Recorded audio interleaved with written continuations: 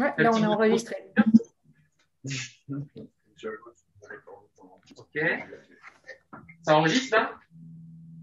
Oui, ça enregistre. Tu pourras couper le début. Super. Génial. Bah, du coup, en fait, donc, c'est donc, Oriane Sarrazin qui nous fait le plaisir de nous donner un cours sur la psychologie. Bah, tu vas mieux expliquer ça que moi après, mais ce que je veux dire, c'est qu'on a beaucoup de chance de la voir. Donc, elle travaille à l'université de Lausanne. Elle est professeure à l'université de Lausanne. Donc, évidemment, on fait ça à distance parce que voilà. Et du coup, bah, je vais peut-être te laisser te présenter. Tu feras ça beaucoup mieux que toi. Mais en tout cas, bah, merci à toi de nous accorder cette intervention. Oui, bah, merci beaucoup pour l'invitation. J'ai dit avant une réunion en rigolant, je vais en Belgique. C'est comme pratique Zoom, même si c'est sympa de voyager aussi pour donner des cours. Donc, ça me fait très plaisir de vous donner cet aperçu. Donc, j'ai vu un peu le programme de ce cours et essayer de voir comment ce que j'allais dire pouvait être un complément. Donc, alors techniquement, je ne suis pas professeure, je suis maîtresse d'enseignement et de recherche. C'est un peu comme maître de conf en France, mais voilà, c'est un titre qui existe en Suisse, mais voilà. Donc, à l'université de Lausanne. Je suis psychologue sociale à la base. Je vais vous dire après ce que c'est comme branche. Et puis, depuis 5-6 ans, je travaille spécifiquement sur l'environnement. En gros, comment comprendre qui agit pour l'environnement, qui n'agit pas et pourquoi, et surtout comment monter des interventions et les évaluer pour promouvoir les comportements écologiques. Alors, je fais toujours une petite intro, mais j'imagine que vous en savez pas mal sur le sujet, puis j'ai pas voulu, je ne vais pas passer une demi-heure là-dessus, mais bon, bien sûr, vous êtes au courant qu'il y a un changement climatique, que celui-ci est grave et que maintenant on est sûr, les expertes et experts du climat le disent de manière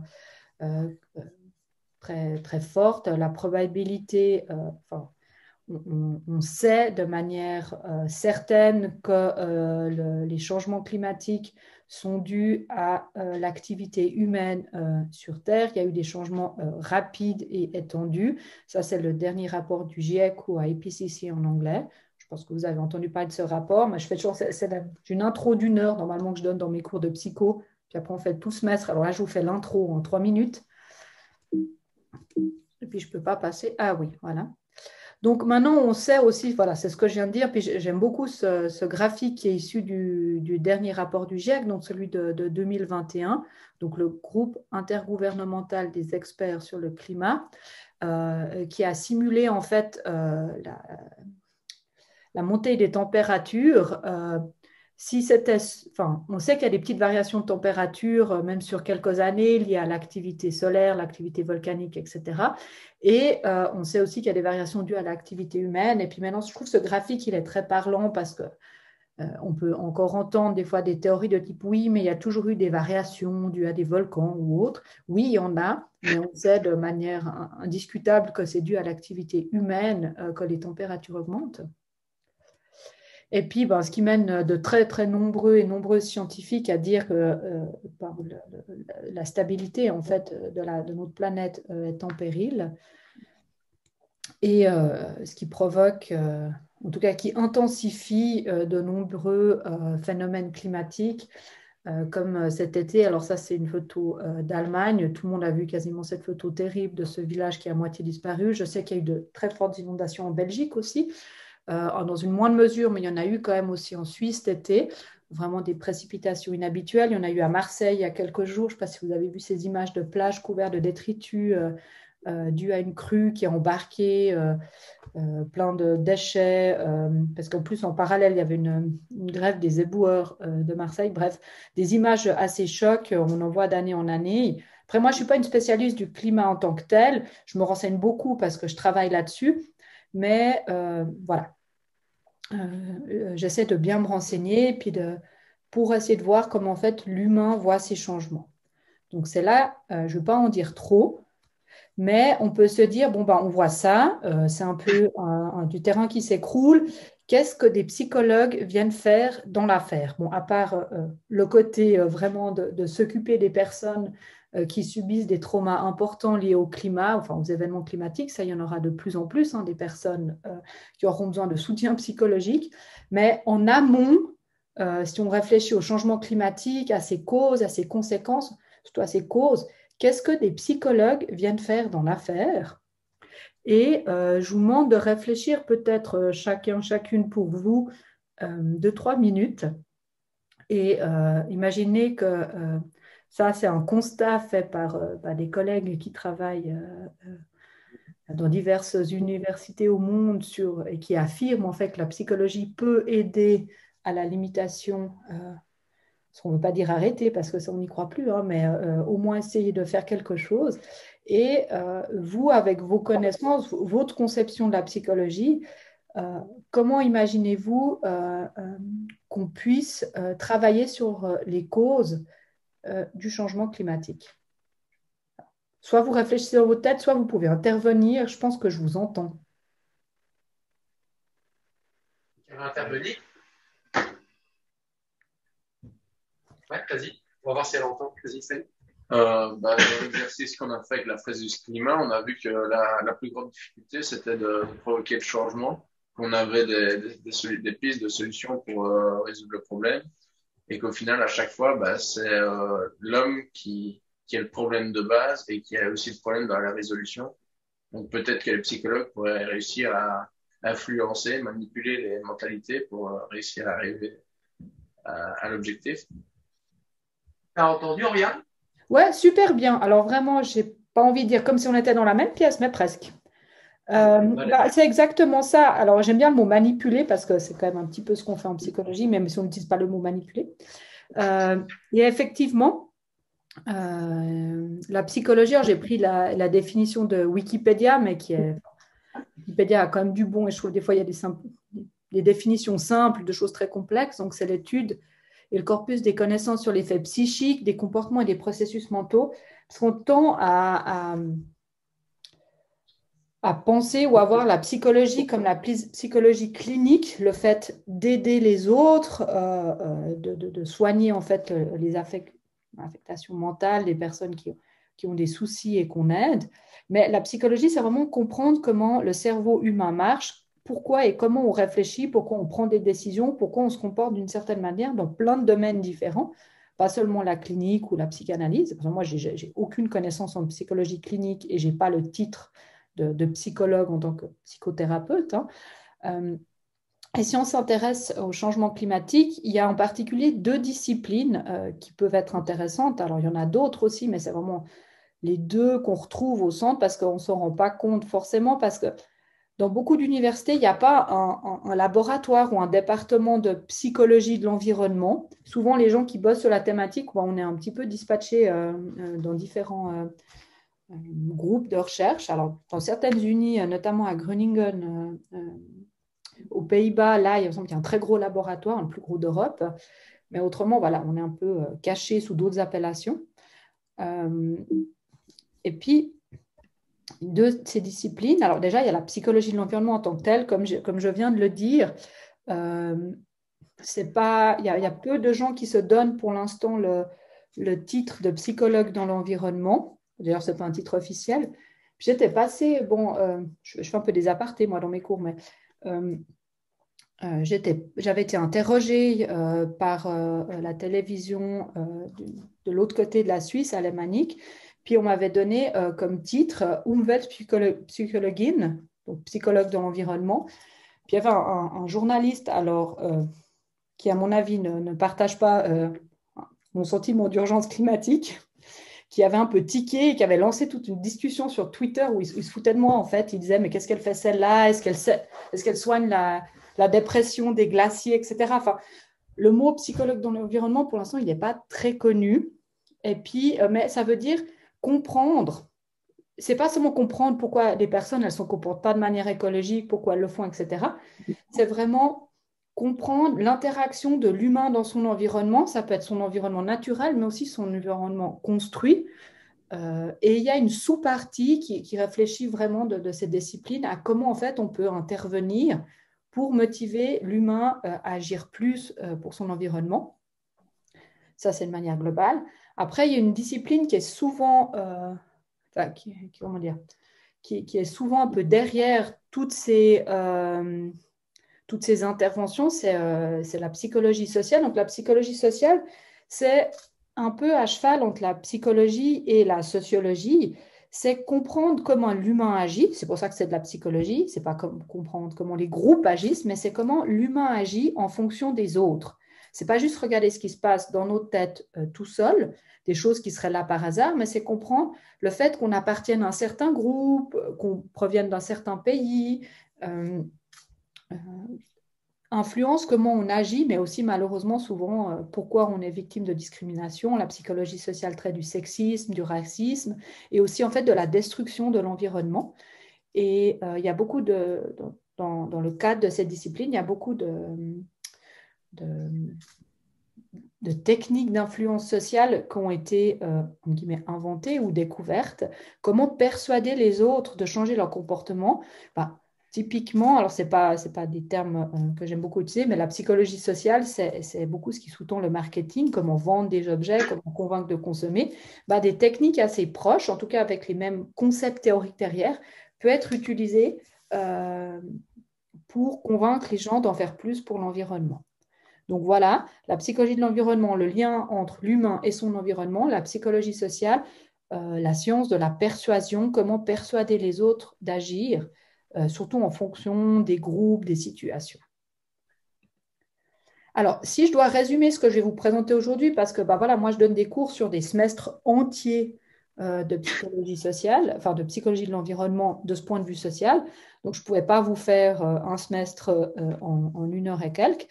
Donc, j'ai décidé de me focaliser sur certains points. Ce n'est pas du tout exhaustif. Si c'est des choses qui vous intéressent pour des questions personnelles, militantes, académiques, il y a mon adresse email à la fin. Vous n'hésitez pas à m'écrire. Moi, je réponds volontiers à des questions. Je vous donne des références sur d'autres points. Voilà. Je ne pouvais pas tout traiter, donc je vous ai fait une petite sélection de choses qui me semblaient intéressantes. Donc, quand on pense au changement climatique et à nous en tant que personnes, on se sent un peu comme ça, comme un petit pion. Et puis, on se dit, est-ce que je peux faire quelque chose finalement? Même si je fais quelque chose dans l'océan des problèmes que rencontre la Terre et que la Terre va rencontrer dans les prochaines décennies, est-ce que mes actions comptent? À quoi ça sert? Et c'est un problème qu'on traite justement du côté de la psychologie. Après, on se dit, mais on peut être plus fort si on se met en groupe. L'union fait la force. On est plein de petits pions et on forme des groupes pour agir.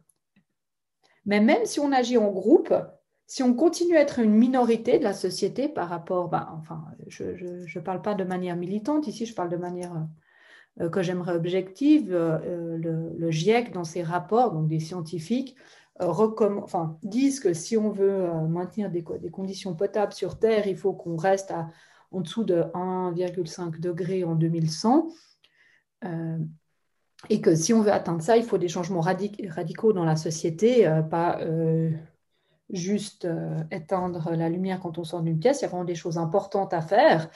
Et même si on est, nous, hypothétiquement, si un groupe de personnes commence à agir comme ça, actuellement, ce n'est pas du tout la majorité de la société. On peut se demander en tant que groupe minoritaire, est-ce qu'on peut vraiment persuader les autres de changer leur comportement? Et ça, c'est une question qui a été adressée depuis des décennies en psychologie sociale.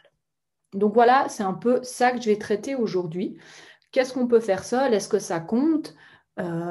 Et n'oubliez pas, je ne travaille pas sur la réalité, non pas que je dis pas que la réalité n'est pas importante, mais on sait, et c'est pour ça aussi que je fais ce métier de chercheuse en psychologie sociale et en psychologie de l'environnement, on sait que ce qui compte, ce n'est pas la réalité, c'est comment on perçoit la réalité. Et tout ce que je vais... Maintenant, vous gardez bien ça en tête. À partir de maintenant, quand je vous montre quelque chose, ce n'est pas dans l'absolu, ce n'est pas la réalité. Enfin, je ne vais pas vous montrer les mensonges, mais je vais vous dire, je n'ai pas le contrôle sur la situation, alors je ne vais rien faire. Dans l'absolu, on ne sait pas si j'ai le contrôle ou pas sur la situation. Mais du moment que je perçois que je n'ai pas le contrôle, c'est ça qui va influencer mes actes. Et gardez bien cette affaire de perception en tête. Donc. Alors, premier point, face au changement climatique, peut-on faire quelque chose? Et si oui, quoi?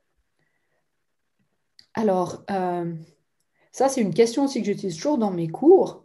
Essayez de réfléchir, peut-être discuter 2 minutes par petit groupe. Alors, c'est vrai que faire de l'interactif quand on est dans un autre pays que vous, c'est un petit peu bizarre, mais je trouve important vraiment avant que je vous présente plein de choses.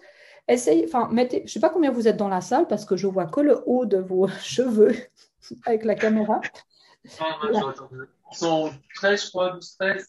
Alors, mettez-vous, je ne sais pas, en 3 groupes comme ça et essayez de vous dire, imaginez une personne hypothétique, vous n'avez pas besoin de parler des gens que vous connaissez et encore moins de vous-même, juste dire, ah ben tiens, celui-là ou celle-là, moi je le perçois vraiment comme quelqu'un qui est à fond pour le climat, qui fait beaucoup de choses pour l'environnement. Essayez de réfléchir, je ne sais pas, à 3, 4 choses que cette personne fait qui fait que vous la caractérisez comme ça. Allez, je vous laisse 3-4 minutes. Super, Oriane. C'est sympa, très bonne initiative. Il travaille beaucoup à distance. Ouais, c'est bizarre, mais moi, j'aime pas parler 1 heure continue. Je trouve que ça fait pas de sens.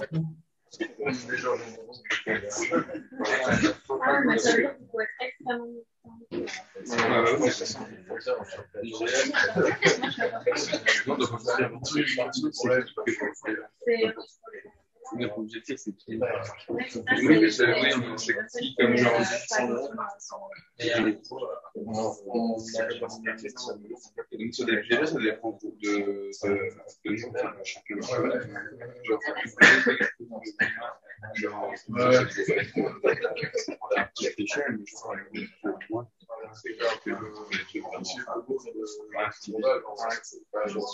Genre, sinon, c'est trop facile, genre, on fait tout ça pour le climat. Non, mais c'est chacun. Des actions au quotidien, ou alors, le radical qui est radical. Ah non, c'est ça, il y a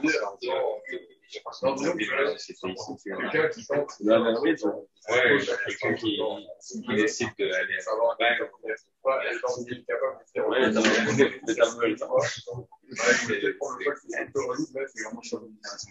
Mais là, tu vois, c'est être derrière le salon, parce que tu as des déplacements, tu produis ta nourriture, chez toi, c'est que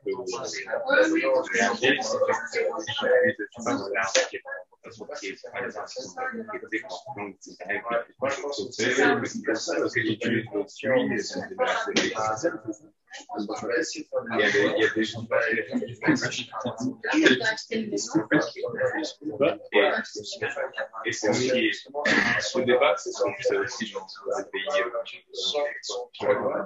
au départ en Belgique, la société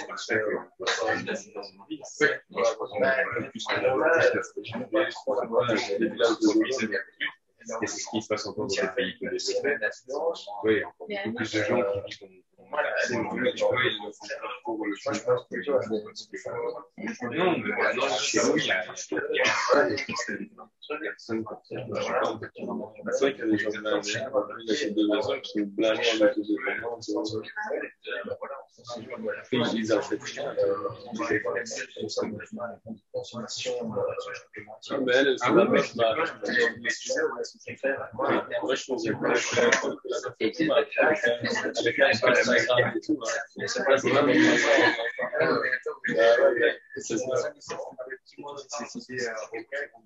si c'est vraiment un truc vieux, il faut chier en mode sur son téléphone, tu peux lui.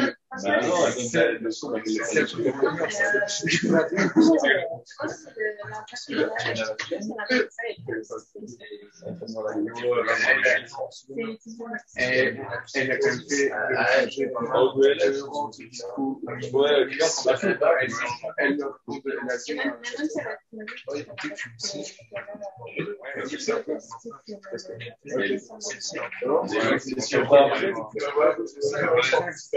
fait c'est genre un enfant, elle peut oui, elle a ce grâce, je peux pas dire ouais, on a fait des choses. Je dis pas qu'elle a un discours juste comme ça. Non, aussi, elle a qu'un droit. J'avoue que je merci.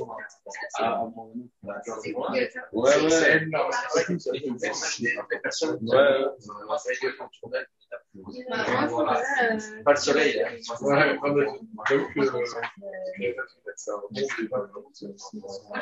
monde a parlé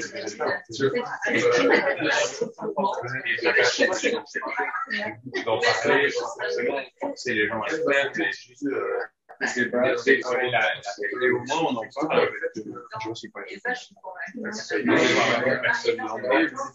mais comme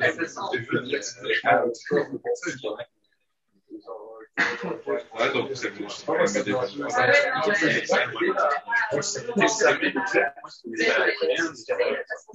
tu vois, genre, par exemple, Ce qui est bien, c'est que ça sert de marqueur. là, donc, il y a un tu peux s'engager à l'environnement, mais après, je pense que les déplacés, en avion, tu vois, ouais, c'est rien de ça. Mais et donc,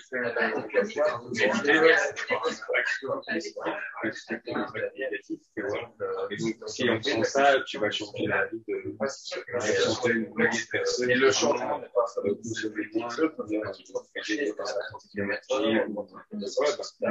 C'est donc c'est plus en positif pour les gars. C'est un peu une valeur, en gros, donc c'est ça que de rester chez soi. Ouais.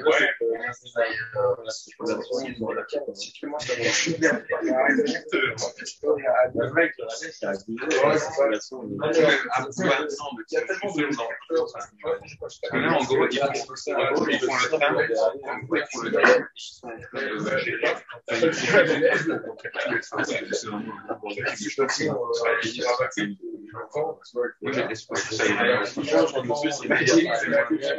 font le On va reprendre.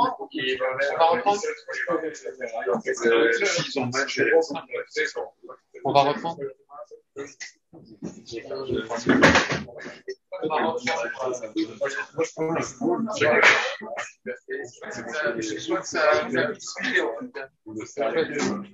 Voilà, Oriane, ils sont en train de. Oui, oui, je voulais te dire que si ça discutait bien, on pouvait faire plus Ah oui, longtemps. après, j'ai entendu beaucoup de détails d'ailleurs. C'est rigolo, c'est repris dans pas mal de groupes de discussion. Ouais. Moi, j'entendais des bouts un peu mélangés. D'habitude, si je fais un cours en présentiel, je passe dans. Puis je discute avec les groupes. Donc là, j'essaie de tendre l'oreille. C'est pas évident.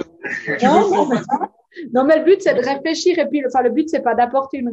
C'est pas le type d'exercice que je fais. Chaque groupe dit ses trucs. Puis après, on dit, ah non, ça c'est bien, ça c'est pas bien, etc. Ça, c'est pas dans un but de comparaison ni quoi que ce soit, mais c'était pour faire réfléchir qu'il n'y a pas un geste écologique. Enfin, il y a pas, voilà, il y a milliers de choses qu'on peut faire, qu'on peut pas faire. S'il y a une chose que j'aimerais que vous reteniez d'aujourd'hui, j'anticipe pas parce que ma dernière slide, c'est que retenir, pour l'interrogation. Et moi, il y a une chose que vous devriez retenir de tout ce que je vais vous dire, c'est qu'il n'y a pas une personne qui fait tout juste et une personne qui fait tout faux. Il y a vraiment différents comportements qu'on dit, nous, dans notre jargon pro-environnementaux, mais comportements écologiques. Je n'aime pas trop dire durable parce que la durabilité, c'est plus large que l'environnement. Mais si on parle vraiment de ce qui relève de l'écologie, il y a des comportements très différents et il y a des comportements qui ont des impacts quantifiables. Alors peut-être que ça, c'est des choses que vous abordez plus, peut-être dans votre cursus, que je ne connais pas non plus par cœur. Puis, il y a beaucoup de gestes qu'on peut faire pour l'environnement dont on n'arrive pas du tout à évaluer l'impact. Par exemple, aller manifester, désobéir civilement. Alors en Suisse, actuellement, on a une ville qui est bloquée partiellement par des militants et militantes du climat. Est-ce que c'est des gestes qui ont un impact direct? Non, on ne peut pas quantifier le CO2 touché ou économisé, mais voilà. Donc, c'est pour dire qu'il y a vraiment beaucoup de gestes différents qui vont de petits gestes du quotidien à des choses plus politisées, militantes, voter aussi, prendre des décisions collectives et que voilà, il y a des choses extrêmement différentes. Et ce qui est important, c'est que ce n'est pas parce qu'on est impliqué dans un type de geste qu'on est forcément impliqué dans d'autres types de gestes. Alors là, c'était juste pour illustrer, on sait aussi que dans les gestes qu'on peut faire, ceux qu'on peut quantifier, dont on peut quantifier l'impact, il y en a qui ont un impact beaucoup plus important que d'autres. On sait que l'aviation, enfin prendre l'avion, c'est quelque chose qui émet beaucoup de CO2. Et ça, c'est un article du Guardian sur le sujet que je trouvais cette illustration assez parlante. Un vol transatlantique Europe-États-Unis utilise autant de carbone de CO2, d'équivalent CO2 qu'une personne vit en moyenne dans certains pays du monde, donc une bonne partie de l'Afrique notamment. Donc ça fait réfléchir aussi qui fait quoi. Mais voilà, ça c'était un exemple de geste qui tue quand même pas mal de CO2. Après, je ne voulais pas, il y a plein de typologies qui existent. Je me dis, si je vous parle de ça pendant 1 heure, on ne va pas trop à l'essentiel.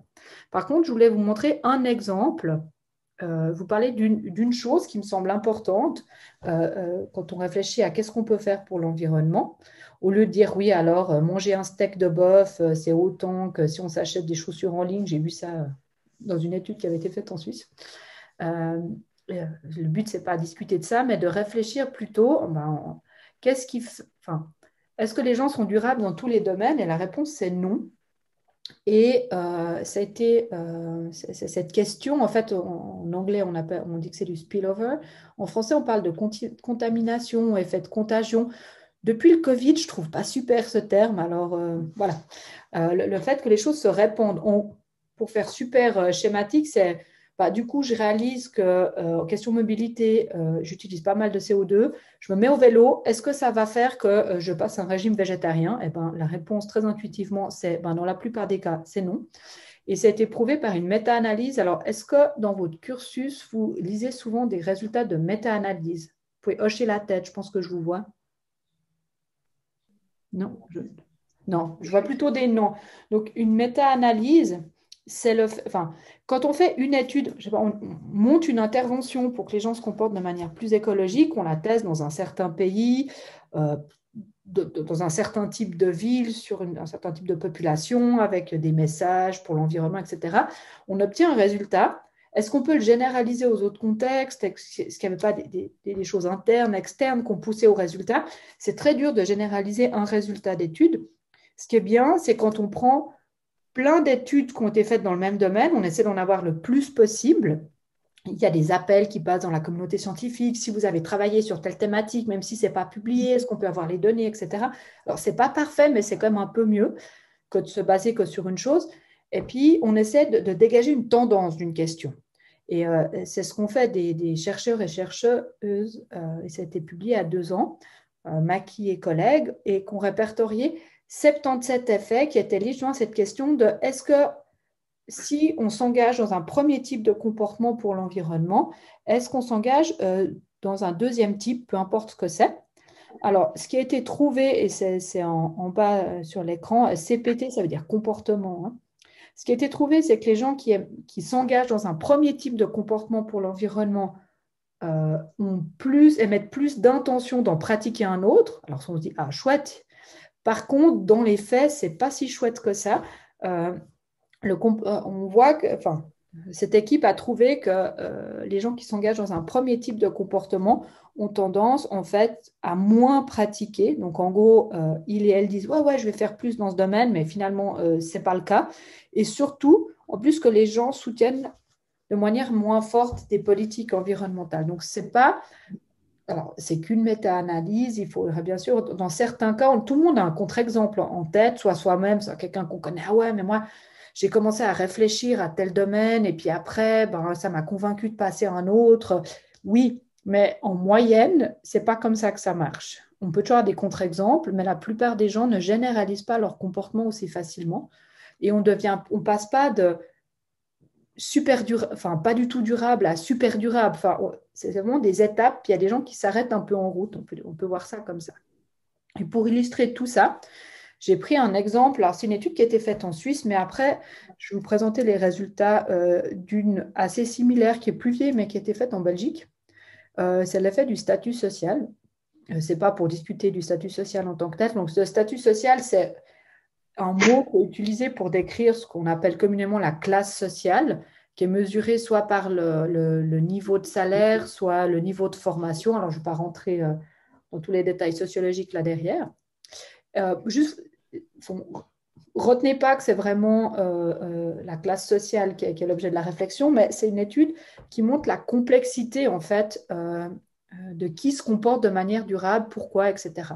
Donc, c'était une grande enquête qui a été envoyée à une population plus ou moins représentative. Ça veut dire qu'il y a quand même des hommes, des femmes, des gens de tout âge, de tout revenu. Voilà. C'était censé être assez bien représentatif, avec une échelle d'attitude. Est-ce que vous êtes inquiet pour l'environnement? Est-ce que vous pensez qu'il faut faire quelque chose pour l'environnement, etc. Donc, un peu des attitudes écologiques et aussi des comportements, alors qu'on dit auto-rapportés. C'est-à-dire, on demandait aux gens, est-ce que vous pratiquez tel geste pour l'environnement? Oui, non, oui, non. Puis après, on les comptait. Alors, ce qui pose des questions parce qu'on donne la valeur de 1 à des choses qui peuvent être assez différentes. Mais ce qui est intéressant dans cette étude, c'est qu'il y a eu vraiment une mesure très élaborée. Vous pouvez lire le papier. Et moi, je ne suis pas du tout dans le... Enfin, voilà, moi, j'essaie de comprendre, ce n'est pas mon métier de faire ces mesures. Mesurer la quantité de gaz à effet de serre émis, direct et indirect, ce qui est intéressant, donc prendre aussi les émissions grises, le fait qu'on consomme certains biens, dans 3 domaines distincts. Donc, pas juste l'empreinte générale de la personne. Tiens, la personne, finalement, son train de vie est responsable de beaucoup d'émissions de CO2, mais dans 3 domaines distincts qui sont le logement, la mobilité et la nourriture. Et ce qu'on voit, je suis désolée, c'est des tableaux un petit peu barbares et qui doivent être méga petits, mais je vais vous décrire.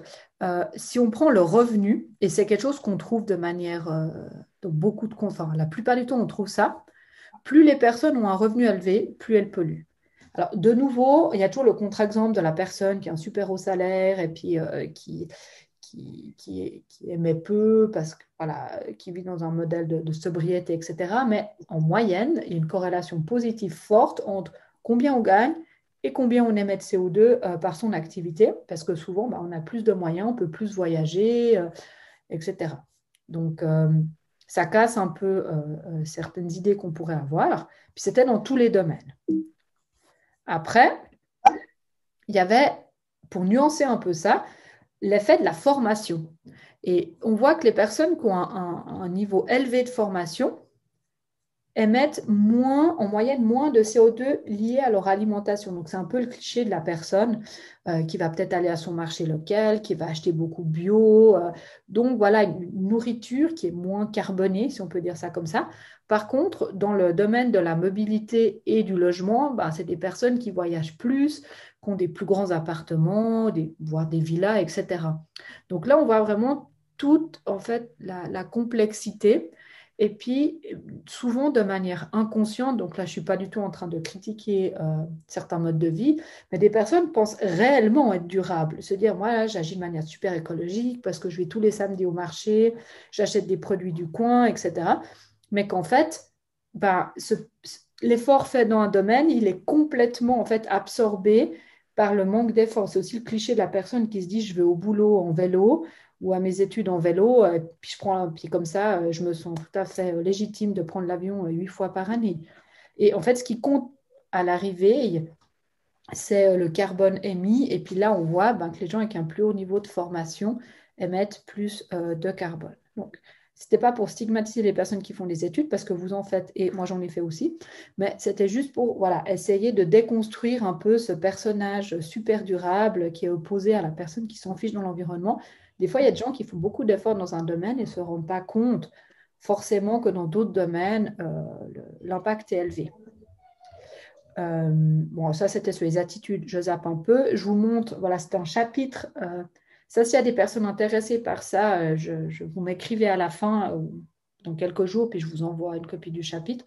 C'était toute une réflexion, un papier qui se dit... qui justement remettait un peu en question ça, en disant mais il y a plein de gens qui sont très conscientisés, donc qui sont vraiment du souci pour l'environnement. Par contre, ironiquement, c'est les personnes qui ont le train de vie qui émet le plus. Et voilà, c'est fait sur des données belges. Et on voit que, par exemple, les classes dites supérieures, donc des personnes à plus haut revenu, type avec formation universitaire, c'est des personnes qui ont un degré de conscientisation élevé. C'est des gens qui sont bien au courant qu'il y a un changement climatique, que c'est grave, etc. Mais en même temps, c'est souvent des ménages qui ont 2, voire plus que 2 voitures, qui ont des plus grosses cylindrées, qui roulent plus, et puis voilà, qui ont du coup un impact plus élevé sur l'environnement. De nouveau, il y a toujours des contre-exemples, mais ça, c'est des tendances que j'ai observées, en tout cas sur le terrain, mais aussi dans la plupart des études que j'ai lues. Voilà. Donc, en fait, opposé aux personnes qui ont des hauts revenus, on a des personnes qu'on appelle un peu des verts, mais pas dans le sens de parti politique, mais plutôt des verts accidentels, c'est comme ça qu'on les appelle dans la littérature, des personnes qui ont un train de vie qui émettent très peu de CO2, mais en fait, souvent un peu de manière totalement involontaire, simplement si on n'a pas l'argent pour faire des vols long courrier, on ne va pas en prendre. Même sans parler d'argent, ça peut être la personne qui a une grosse phobie de voler, donc elle ne prend jamais l'avion. Donc, du coup, son empreinte carbone mobilité est peut-être peu élevée par rapport à quelqu'un qui voyage beaucoup en avion, mais ce n'est pas du tout lié à l'environnement. Donc, c'est aussi pour déconstruire ce « je pense durable ». Donc, je suis conscientisée, j'ai connaissance des atteintes climatiques, pour moi, c'est important. Alors, je ne veux pas que vous sortiez démoralisés en vous disant que de toute façon, tout ce que vous faites ne sert à rien, mais c'est aussi pour remettre en question ces images qu'on a de personnes qui font tout juste, puis d'autres tout faux, et que souvent, la plupart d'entre nous, on est juste au milieu, et puis qu'il faut, voilà, si on fait des interventions, il faut en être conscient. Hein. Donc voilà, ça c'était ma première question. Qu'est-ce qu'on peut faire pour l'environnement? Après, la question c'est, voilà, je peux faire des choses, je viens de vous le montrer, j'ai entendu vous en avez discuté dans le groupe, il y a plein de choses différentes qu'on peut faire, mais voilà, je reste qu'une seule personne. Et puis, est-ce que je peux vraiment faire quelque chose? Et alors là, j'ai pris un exemple de la Suisse. Je n'ai pas eu le temps de chercher des chiffres belges. Alors en Suisse, on est assez connu pour le chocolat, mais pour les banques aussi. Et ça, c'est des sources de Greenpeace, donc j'imagine quand même relativement fiables. Ça, c'est l'empreinte carbone des ménages. Alors les ménages, ce n'est pas l'empreinte carbone de quand on est en train de faire le ménage à la maison. En termes sociologiques, c'est se dire, les ménages, c'est notre empreinte carbonée dans notre vie de tous les jours. La mobilité privée, enfin, c'est ce qu'on fait dans le cercle privé. Les ménages, c'est vraiment, on peut vivre tout seul, puis on est un ménage. Donc ça, c'est les millions de tonnes de CO2 émis par les ménages suisses. Donc on est environ 8 millions en Suisse. Puis après, en rouge, c'est l'empreinte CO2, la place financière suisse. Alors c'est une des plus grandes places financières au monde. Mais voilà, parce qu'il y a beaucoup d'investissements encore dans le fossile, puis on se dit, bon, moi, je peux changer mes petites ampoules, prendre mon vélo et puis arrêter de prendre l'avion. Mais finalement, est-ce que ça sert fondamentalement à quelque chose que je fais? C'est une question, je ne suis pas en train de dire qu'il ne faut rien faire. Mais sur le plan psychologique, de nouveau, on parle de perception, l'impression qu'on n'a pas le contrôle sur la situation. On tend à le sous-estimer, mais ça empêche beaucoup de gens, en fait, d'agir pour le climat, même si ces personnes, elles sont très anxieuses par rapport au devenir de la planète, voilà, mais de dire, mais en fait, ouais, finalement, ça ne va rien changer. Déjà, parce que je ne suis qu'une personne sur 10 milliards sur Terre, mais aussi simplement parce que finalement, il y a beaucoup d'autres sources de CO2 qui sont l'industrie, qui sont la place financière, etc., où on se dit, voilà. Et puis, on sait que ce sentiment de perte de contrôle, c'est ce qu'on appelle en psychologie un dragon de l'inaction. C'est un papier assez connu d'un des plus grands noms de la psychologie environnementale, qui s'appelle Robert Gifford. Alors, c'est un papier que je trouve intéressant parce qu'il donne un aperçu qui est facile à comprendre, même si on n'est pas psychologue. Après, c'est un papier qui a aussi ses limites, et je ne veux pas trop aller là-dedans, mais voilà. Et cet auteur, ce prof, il a essayé de lister finalement ce qui nous empêche d'agir pour le climat. Alors, ce n'est pas du tout exhaustif, mais il en liste déjà une bonne vingtaine. Il appelle ça les dragons. C'est vraiment ce qui nous empêche d'agir. Et ce manque de contrôle, l'impression qu'en fait, tout ce qu'on peut faire, ça ne sert à rien, c'est vraiment un dragon bien connu. Et là, je vous remets une petite méta-analyse. Alors, c'est complètement barbare. Et en plus, moi, j'ai l'habitude de pointer avec un laser ou avec mon doigt. Alors, je vais essayer de faire en sorte que vous compreniez. Donc, là, c'est nouveau une méta-analyse qui a été publiée pour essayer de comprendre qu'est-ce qui fait qu'on s'engage dans des comportements pour l'environnement. Donc, c'est behavior tout à droite, c'est le comportement. Non, en plus, ce n'est pas les bons petits cercles que j'ai mis. Donc, behavior, vous avez BEH, c'est le comportement. INT, c'est l'intention de comportement. Parce qu'on sait que pour faire quelque chose pour l'environnement ou autre, il faut déjà avoir formulé une intention dans sa tête à un moment. Et on sait que ce n'est pas parce qu'on formule une intention qu'on fait des choses. Je prends souvent cet exemple avec mes étudiantes et étudiants. Combien de fois vous avez formulé l'intention de réviser vos cours et de ne pas aller boire une bière, mais que vous êtes quand même sorti boire une bière? Donc, on sait très bien que ce n'est pas parce qu'on veut faire quelque chose pour la planète qu'on le fait forcément. Et qu'est-ce qui prédit qu'à un moment donné, on se dit, tiens, je vais essayer de faire quelque chose pour la planète? Le ATT, c'est l'attitude, c'est vraiment, c'est important de faire quelque chose pour le climat. C'est tout ce qui touche à vraiment à la pensée, à la croyance écologique. Et le PBC en bas, c'est ce fameux contrôle perçu. Ce n'est pas le vrai contrôle, c'est j'ai l'impression que je n'ai pas le contrôle sur ce qui se passe dans l'environnement, c'est dans les mains des entreprises, des politiques. Moi, en tant que citoyen, citoyenne lambda, je ne peux rien faire. Vous ne formalisez pas trop sur les chiffres. Je ne sais pas ce que vous faites comme formation statistique et si c'est le même type d'approche statistique que dans les sciences humaines et sociales. Mais en gros, alors ça, c'est qu'une méta-analyse. Si on la refaisait maintenant, il y aurait des chiffres un petit peu différents. Mais dans celle-là, qui offre un bon panorama de la recherche, on voit que ce qu'on pense de l'environnement, ça a autant d'impact que l'impression qu'on ne peut rien y faire.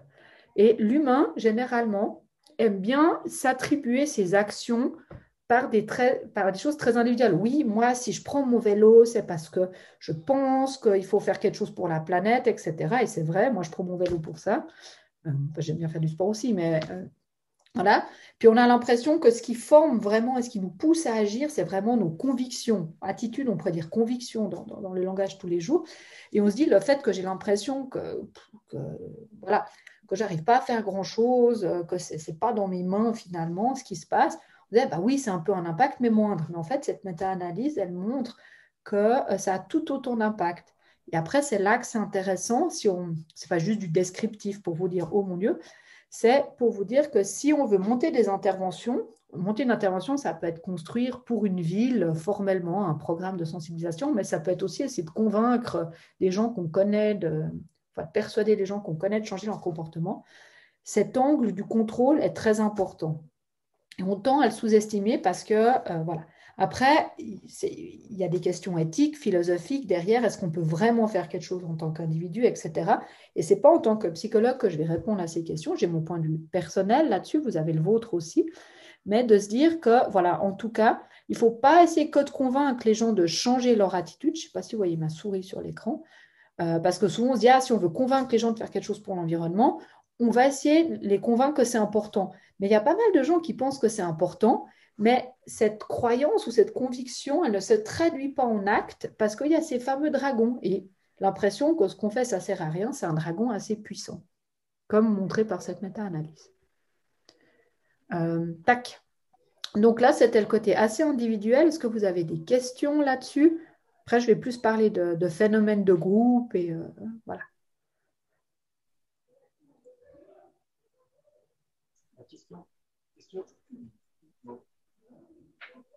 Non. Je continue? Ouais, ça a l'air ok. Ils n'ont pas de questions. Ok, d'accord, parce que je vous vois en très petit. Donc, voilà. Maintenant, la question, c'est, ok, tout seul, si on a l'impression qu'on ne peut rien faire, on ne va pas faire grand-chose. Si je fais très schématique, mais si je me mets en groupe, alors se mettre en groupe, et c'est là qu'il faut bien aussi retenir ça, c'est pas un groupe formel comme forcément un parti politique où on a une étiquette, où on a une carte de membre, on paye des cotisations. Enfin, un groupe, ça peut être vraiment une manifestation spontanée, on ne connaît pas les autres forcément, ça peut être un collectif d'étudiants et étudiantes qui décident de demander certaines mesures dans l'université. Moi, j'ai un collectif un peu comme ça avec des collègues. On n'a pas d'existence formelle. On sait pas, enfin, c'est pas un groupe avec des limites comme, je sais pas, une équipe de foot ou voilà. C'est ça qu'on entend par groupe en psychologie sociale. Et c'est vraiment important de se poser ces questions. Et ça, c'est un schéma que j'adore. D'ailleurs, zut, il n'y a pas la référence. C'est un papier d'une autrice qui s'appelle Amel. Et c'est un papier de 2-3 pages par une personne qui fait de la psycho de l'environnement à l'intention de personnes qui font des sciences dures en disant pourquoi c'est important. Et elle résume super bien les enjeux en 3 pages. Et ce schéma qui est dans ce papier, je le trouve vraiment très parlant. Parce que comme j'ai dit avant, si on considère que la personne, finalement, parce que là, on parle d'impact sur l'état de la planète. Si on regarde que la personne dans son petit fonctionnement à elle, eh ben, on va avoir un impact. Si vous prenez aujourd'hui un vélo au lieu d'une voiture, il y aura moins de CO2 émis dans l'atmosphère. Ça, c'est une certitude. Par contre, ça restera des petites choses. Alors, je ne suis pas en train de dire qu'il ne faut pas les faire. Par contre, il ne faut pas oublier qu'une personne, elle fait partie de groupes. Donc, privé, personnel, réseaux sociaux. Alors, ce n'est pas réseaux sociaux comme Facebook et autres. On est en train de parler le fait qu'on est dans des groupes d'amis, dans des familles, on a des connaissances. Après, on est dans des organisations, l'université. On peut aussi agir dans la sphère publique, c'est-à-dire on peut voter dans la plupart des cas, on peut manifester, on peut essayer d'avoir de l'impact sur les lois qui existent, puis après, on fait partie d'un système culturel de normes où on perçoit certaines choses, et là, dans ces grands symboles culturels, on peut mettre le libre marché, le rapport qu'on a au bien, etc. Il y a plein de choses, et que en tant que petite personne, on fait partie de ces cercles et qu'on peut peut-être essayer de faire bouger un peu ces cercles pour avoir un impact plus grand. Et là, je vais vous parler d'un impact particulier, parce que je ne pouvais pas tout aborder, tous ces cercles. Je vais vous parler surtout de l'impact qui se situe plus ou moins dans le niveau réseau social, voire, qui peut être un peu partout aussi, mais vraiment l'idée de normes, pas que dans le système culturel, mais aussi des normes autour de nous. Et c'est vraiment une notion centrale dans les interventions pour l'environnement. C'est cette idée de norme. Alors, qu'est-ce qu'on entend par norme? C'est un mot qu'on emploie beaucoup dans la vie de tous les jours et déjà, ce n'est pas dans le sens de normal, de quelque chose qui est normal ou pas normal, c'est plutôt dans le sens de qu'est-ce qu'on perçoit des autres. Alors, on peut percevoir des choses, on a l'impression que les autres autour de nous en font beaucoup pour l'environnement ou au contraire pas. Et on peut avoir l'impression que les gens ont des attentes sur nous, c'est ce qu'on appelle des normes prescriptives. Alors là, je ne vais pas trop en parler, je vais juste parler de ce qu'on perçoit. Et de nouveau, comme j'ai dit au début, c'est important de ne pas se focaliser sur qu'est-ce qui est vrai, mais qu'est-ce qu'on perçoit des autres. Et les normes sociales, on a tendance à les sous-estimer, un peu comme le contrôle perçu, parce qu'on aime bien dire, ouais, alors moi j'ai fait les choses parce que j'y croyais vraiment, peu importe le domaine, mais peut-être vous y réfléchirez un peu en partant de où vous êtes. On passe notre temps à regarder ce que font les autres et à nous comparer à ces autres. L'exemple typique que je prends toujours dans mes cours, c'est, je ne sais pas, vous êtes invité à une soirée chez quelqu'un que vous ne connaissez pas énormément, vous savez qu'il y aura pas mal de personnes, puis vous ne savez pas quoi vous attendre. Vous arrivez sur place, vous allez regarder si la manière dont vous êtes habillé, ça correspond plus ou moins. Vous allez regarder si les personnes, elles ont tout de suite pris à manger ou elles boivent d'abord. Enfin, il y a plein de choses qu'on regarde. Alors, il y a des personnes qui regardent plus que d'autres, ça c'est clair. Il y a beaucoup de différences interindividuelles, mais de manière générale, on vit dans un milieu social, on évolue dans un milieu social et on a tendance à toujours regarder. Alors, des fois, on regarde les autres, puis ça influence moins notre comportement, et des fois beaucoup. Mais en moyenne, ça influence. Et c'est un levier assez puissant, en fait, de la notion de groupe. C'est qu'on évolue dans des groupes de gens qu'on connaît pas, et tous les jours, quasiment, sauf en pleine pandémie, parfois, on est en interaction sociale. Et on sait que c'est un norme, comme j'ai dit, c'est un puissant déterminant du comportement individuel, et on a tendance à sous-estimer son importance. Ça a vraiment été montré dans le cadre du climat.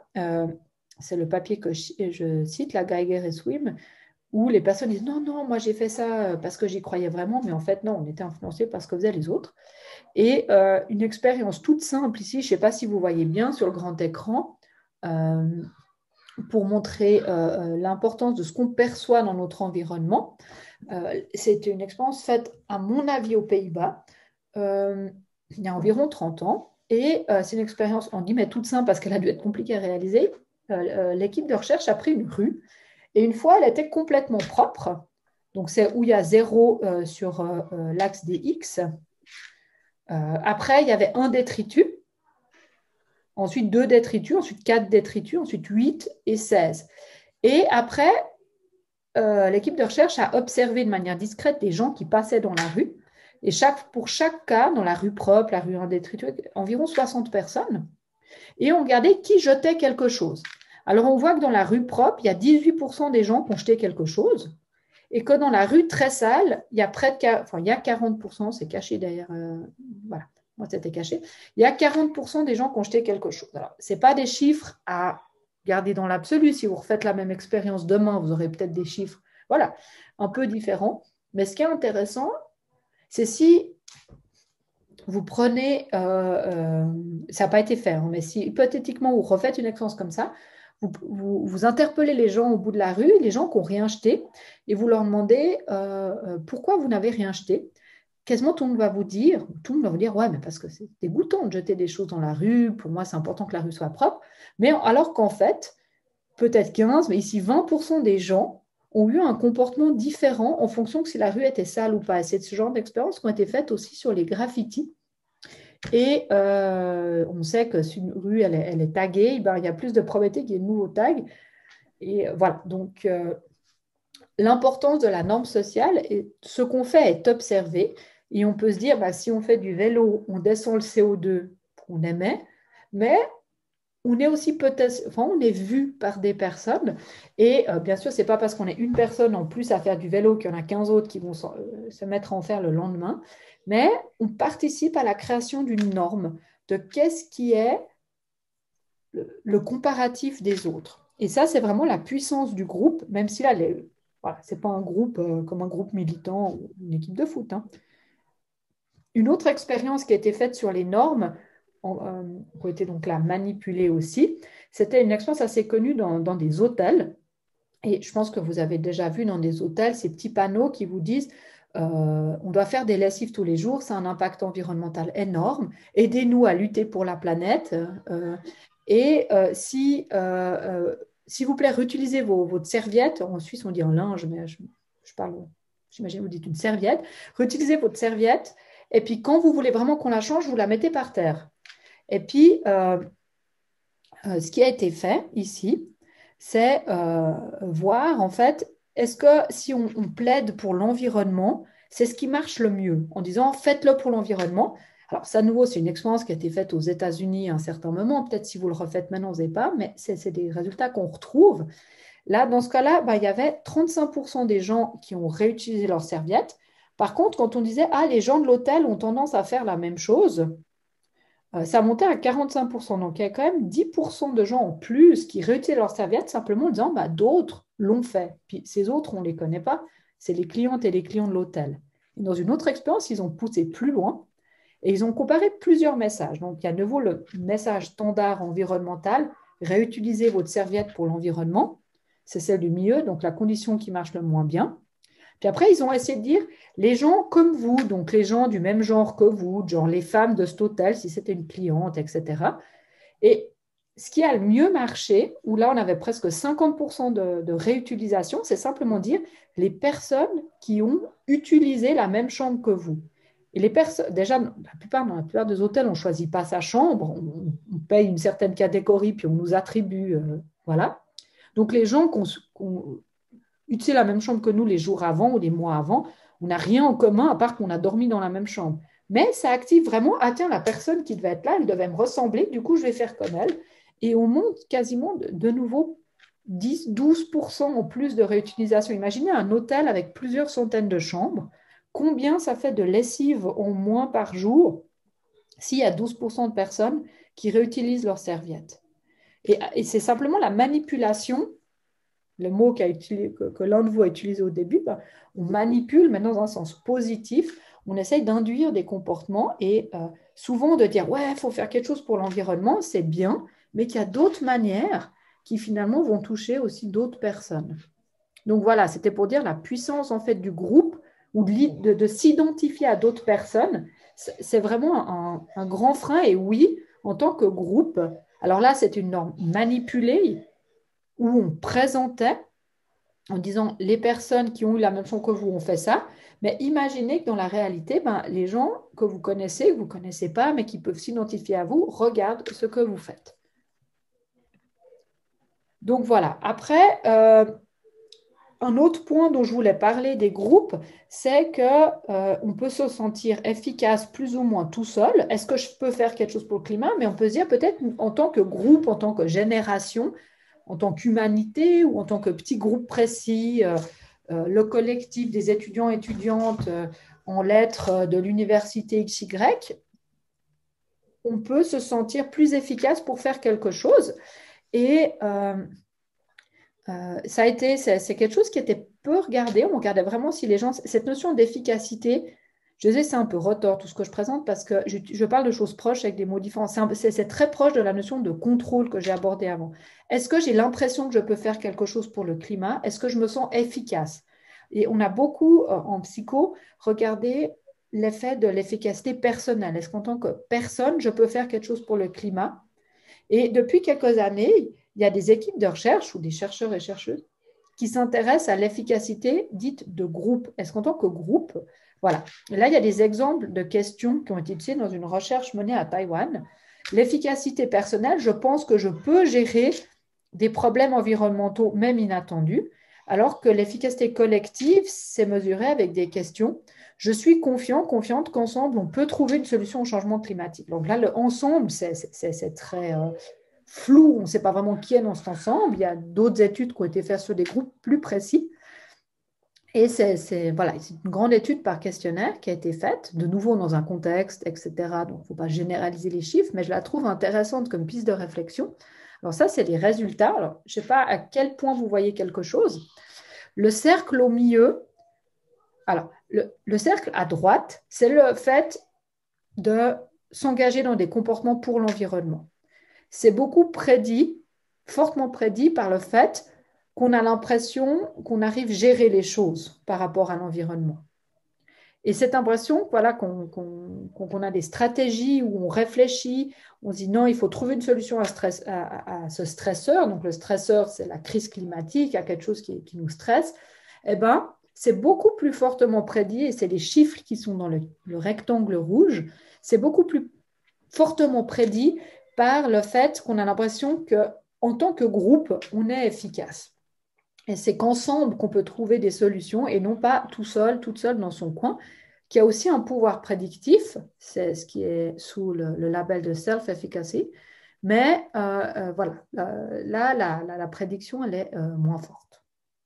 Donc vraiment, c'est vraiment quelque chose de prometteur aussi, pas juste pour essayer de comprendre, mais essayer d'intervenir, de dire, il faut que les gens se découragent facilement et puis n'entrent pas forcément dans des comportements pour l'environnement parce qu'ils ont l'impression que ça ne sert à rien. Alors, de nouveau, je ne suis pas en train de dire que ça ne sert pas, mais en tout cas, le fait de se sentir efficace en tant que groupe, c'est vraiment prometteur pour que les gens ne se découragent pas. Après, de nouveau, est-ce qu'on est efficace en tant que groupe? C'est le dernier point que je vais aborder. Ouais, ça va, c'est pas trop tard. C'est le dernier point que je vais aborder. Et puis, je me perds un petit peu. Mais c'est vraiment important de regarder ça, puis pas se limiter à l'action individuelle et à ses impacts. Voilà. Après, voilà, imaginons là, tout seul, on s'est dit, bon, ce que je peux faire toute seule, c'est pas très. Enfin, j'ai peur que ça ne serve à rien. Ok, j'ai trouvé, je me suis mis en groupe où j'ai l'impression que ma génération va faire quelque chose, ou alors je me suis mis dans un groupe. Voilà, je me suis mis dans un groupe d'action, peu importe quel type d'action, un groupe de réflexion sur le climat. J'ai changé mon mode de vie de manière drastique pour arriver. Nous, on sait que l'empreinte écologique moyenne d'une personne résidant en Suisse, elle est assez élevée. Il faudrait regarder pour la Belgique ce que c'est. Mais on sait qu'en Suisse, en moyenne, on est à peu près autour des 14 tonnes de carbone par habitant par année. Et théoriquement, pour rentrer dans ce que le GIEC demande, il faudrait diviser par 10 les émissions par personne. C'est juste monstrueux. Et puis, on s'est dit, voilà, on essaye, imaginons un groupe de personnes qui essayent vraiment de faire changer les choses, soit de manière politique, de manière militante, ou par un changement de vie, de vie, complet. Mais voilà, on se sent encore en tant que minorité à vouloir ces changements radicaux. Est-ce qu'on peut faire changer d'avis les autres? Et ça, c'est une grande question qui a beaucoup occupé la psychologie sociale. Alors, pas pour du tout des raisons liées au climat, mais essayer de comprendre la persuasion et le changement d'attitude, c'est quelque chose qui est étudié depuis plus d'un siècle, en fait, en psychologie sociale. Il y a eu beaucoup d'études qui ont été faites dans les années 50-60, suite à la Deuxième Guerre mondiale, pour essayer de comprendre, l'antisémitisme, etc. Ça a beaucoup généré d'interrogations, ce qui s'était, à juste titre, pendant la Deuxième Guerre mondiale. Et il y a beaucoup de grands chercheurs de psychosocial qui ont commencé à émettre des théories pour comprendre pourquoi on pouvait en venir à collectivement détester certains groupes sociaux, etc. Et ce qui a amené à la création des grandes théories de la persuasion, Voilà, je vous mets c'est un petit historique pour que vous puissiez situer. Hein. Mais en gros, si on réfléchit à tout ce... alors là, donc on quitte vraiment le petit comportement individuel de faire du vélo, mais on réfléchit à comment persuader les autres de faire comme nous. Enfin, je dis comme nous, hein, je ne vous parle pas de moi, je vous parle d'une personne hypothétique qui veut faire bouger les choses pour le climat. Et dans toute situation, si on va à un schéma très simple de l'influence sociale, il y a toujours 3 types. Enfin, généralement, on est dans une de ces 3 cases. Soit on est la majorité qui est au pouvoir, et là, on prend le cas d'une majorité, donc c'est la classe politique, c'est la classe économique, etc. C'est les personnes qui prennent les décisions, souvent qui ont été élues. Hein, je ne suis pas en train de parler d'une dictature, hein, mais... et imaginons, en tout cas...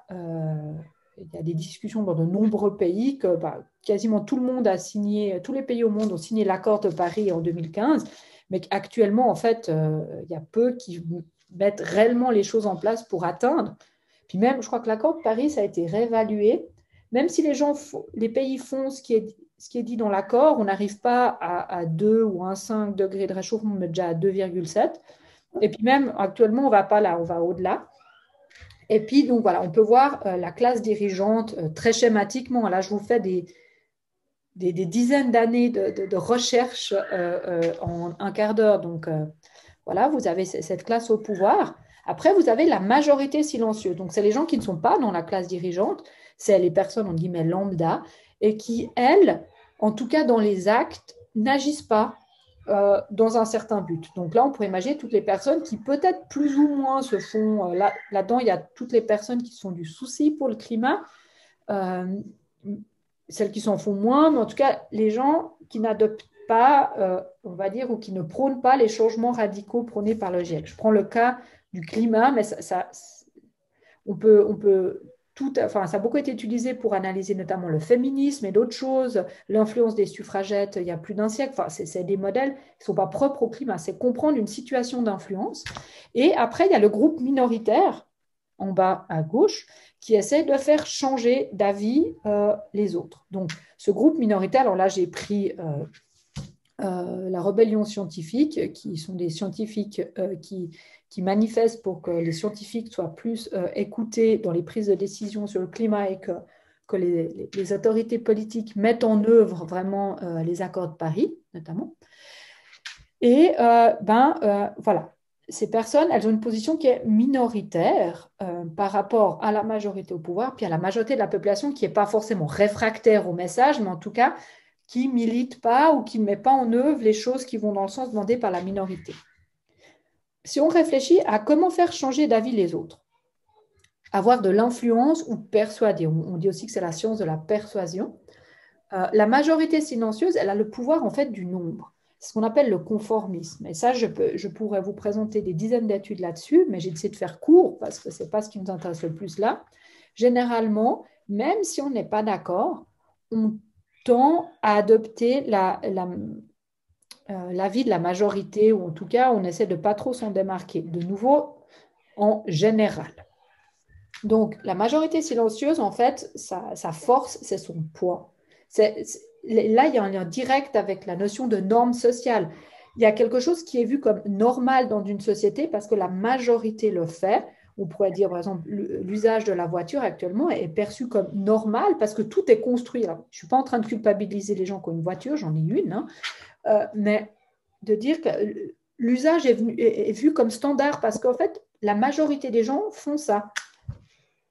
Après, il y a l'autorité, le pouvoir du pouvoir. Alors, de nouveau, je ne parle pas de dictature, mais on sait que des gens qui ont une position d'autorité, soit parce qu'elles ont été élues, elles ont le pouvoir de changer des lois, etc.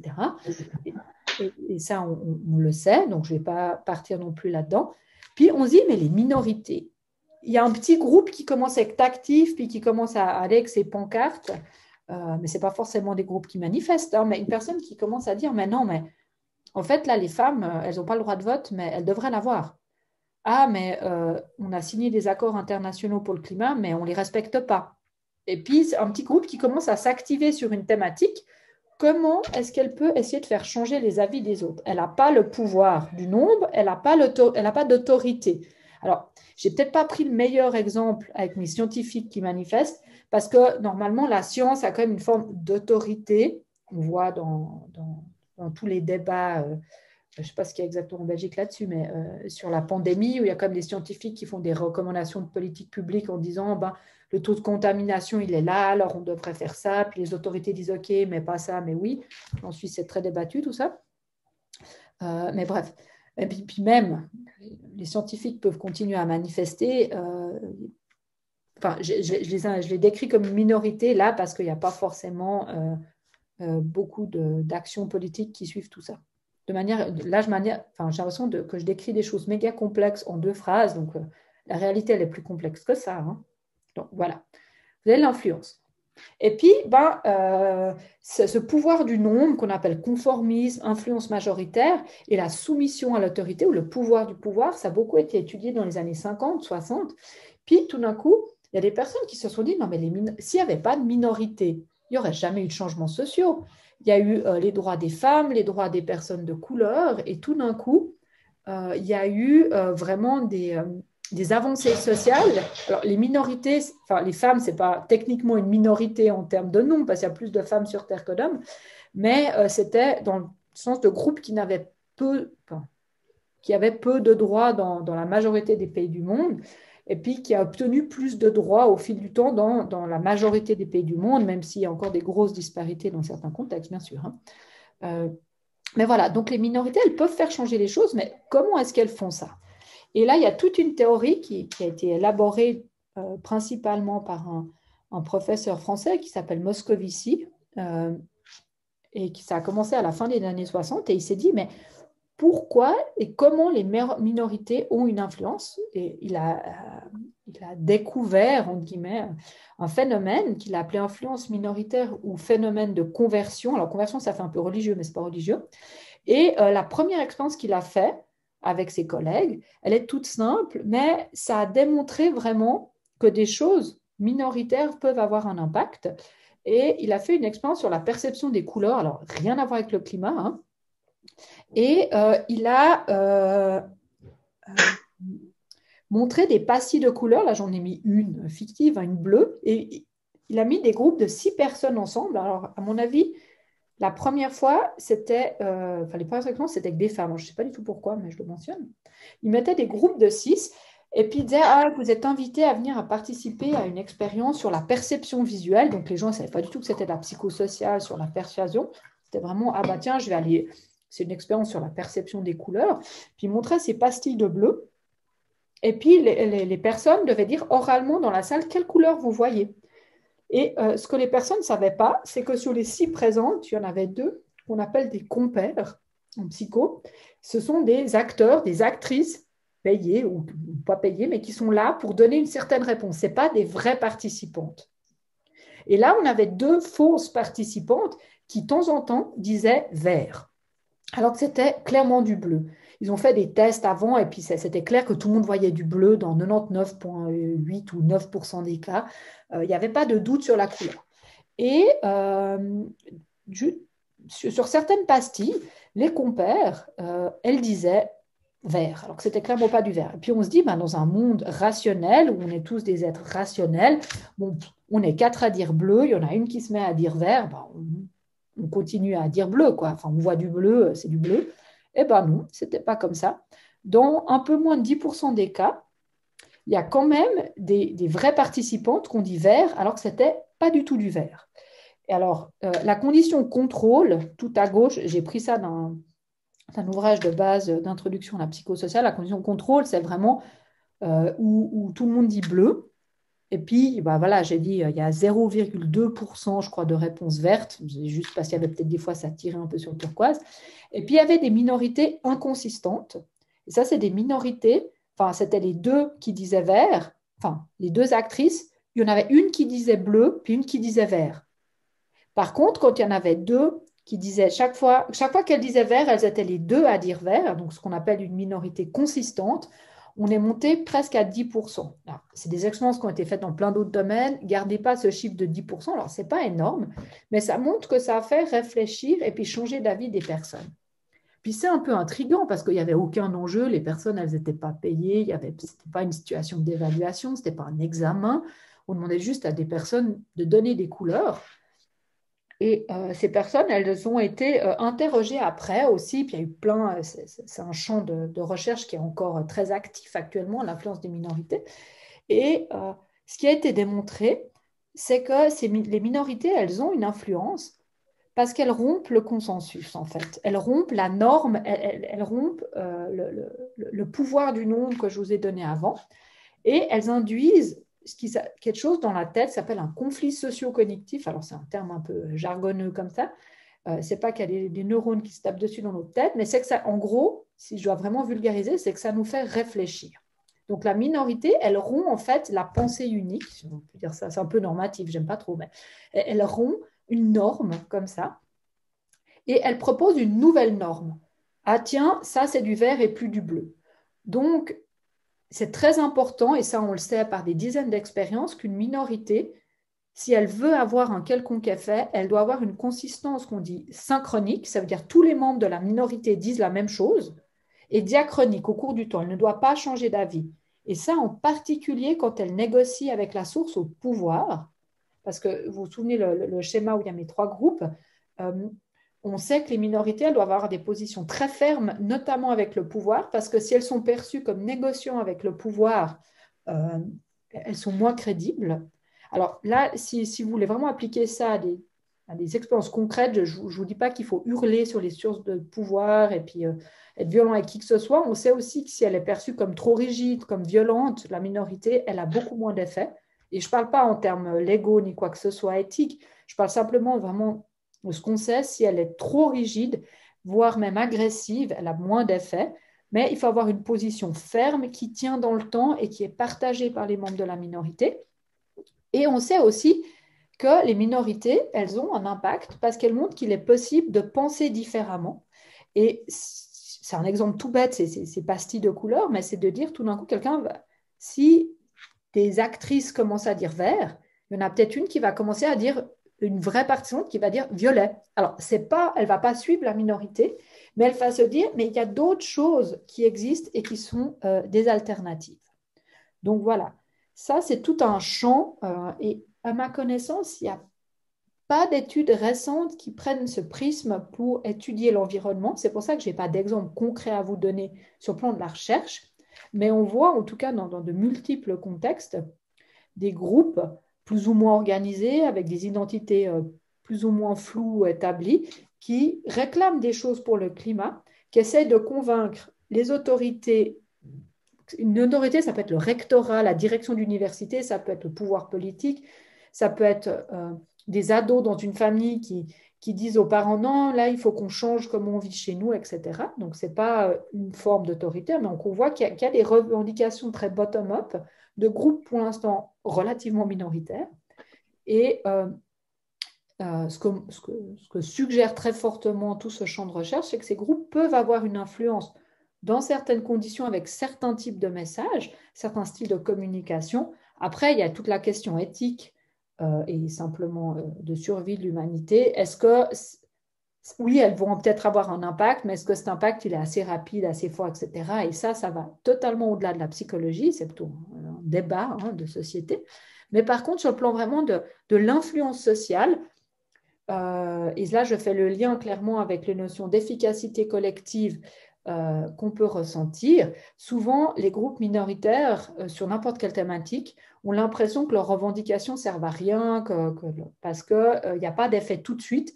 Mais il faut penser que c'est important, si on veut provoquer des changements sociaux, qu'il y ait justement ce conflit socio-cognitif qui soit créé chez les gens et qui sont créés notamment par la présence et les revendications de ces groupes minoritaires. Voilà. Alors, j'ai laissé un peu de temps pour discuter ou si vous avez des questions. Après, c'est tout à fait possible que sur le moment, vous n'en ayez pas, mais s'il y a des choses qui vous ont marqué ou que vous ne voulez pas forcément discuter comme ça tout de suite, vous pouvez sans doute m'écrire. Après, je mettrai mon adresse email. Si vous devez retenir des choses, pour moi, ce qui est important, c'est vraiment de se dire si on veut comprendre comment l'humain il fonctionne par rapport à l'environnement, il faut vraiment sortir de cette dichotomie. Il y a des gens qui font tout bien pour l'environnement, puis il y a ceux qui font tout faux. Souvent, on agit. Alors, il y a des personnes qui s'en fichent complètement de l'environnement, ça on est d'accord, et puis bon, voilà, et puis il y en a. Après, la question, c'est comment convaincre ces personnes. Après, dans tout le spectre, entre les gens qui font vraiment à 1 tonne de carbone par année, qui font, voilà, il y a plein de gens avec plein de contraintes, plein de freins, plein de dragons, mais plein d'espoir, plein d'envie. Et quand on veut essayer de convaincre les gens, que ce soit de manière professionnelle, si on travaille dans une ville, et puis on a comme mandat d'améliorer le recyclage, d'améliorer la propreté, de diminuer ce qu'on appelle les transports individuels motorisés, donc le fait de prendre sa voiture et puis de l'utiliser dans sa vie privée. Enfin, on peut le faire dans un mandat officiel, mais on peut aussi simplement vouloir faire bouger les choses dans un cercle social ou un cercle organisationnel dans lequel on est, l'université, etc. Je me suis complètement perdue dans ma phrase. Il faut vraiment, si on veut avoir un effet, il faut sortir de cette dichotomie, les méchants versus les gentils, parce que c'est pas comme ça que ça va avancer. Et je dis simplement, mais c'est vraiment un point de vue basé sur des recherches, celles que je vous ai montrées, mais plein d'autres aussi. Et puis, la deuxième chose à retenir, c'est que les groupes minoritaires ont un impact sur la persuasion, mais cet impact, il est pas direct, il prend du temps, il demande vraiment voilà, une certaine consistance et motivation des minorités. Mais en tout cas, même des pensées minoritaires impactent la manière dont pense la majorité silencieuse, qui du coup peut soit quitter la majorité silencieuse et rejoindre la minorité, soit rester dans une forme de majorité, mais avoir des revendications plus poussées sur le pouvoir pour faire changer les choses. Donc ça, c'est aussi des... Voilà, intuitivement, on se dit, ouais, mais on n'est qu'un petit groupe, ça ne sert à rien. Mais il ne faut pas se dire ça. Voilà. C'est ce qu'il faudrait retenir et c'est de la psycho de l'environnement en 1 heure. Hein, c'est voilà, une sélection de thèmes. Donc là, maintenant, si vous avez des questions ou commentaires, j'y réponds très volontiers. Autrement, vous pouvez sans doute m'écrire. Tac, voilà mon adresse.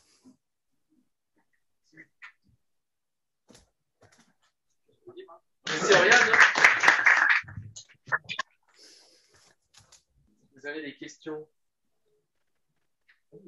Ouais, vas-y, t'en prie. J'ai une question, c'est peut-être un peu spécifique, mais c'était sur le graphique dans la chambre d'hôtel avec les serviettes. Il y avait uniquement donc, dans les propositions la raison environnementale et puis des raisons de comparaison avec d'autres personnes.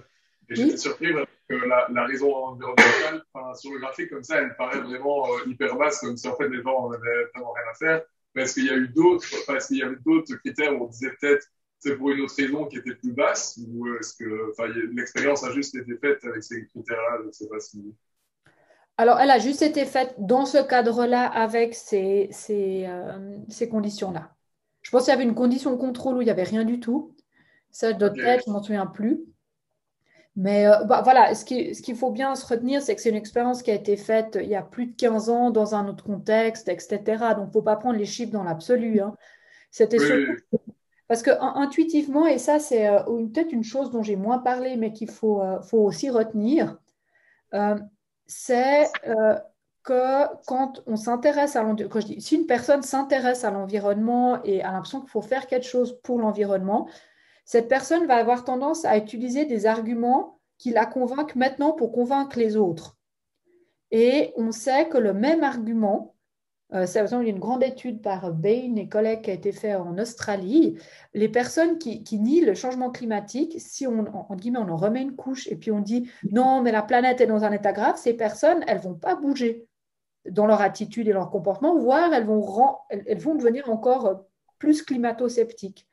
Et ça, on sait que tout ce qui est valeur environnementale, parler, je pense que vous avez déjà vu aussi des campagnes de prévention, voire un ours blanc qui dérive sur sa banquise qui font.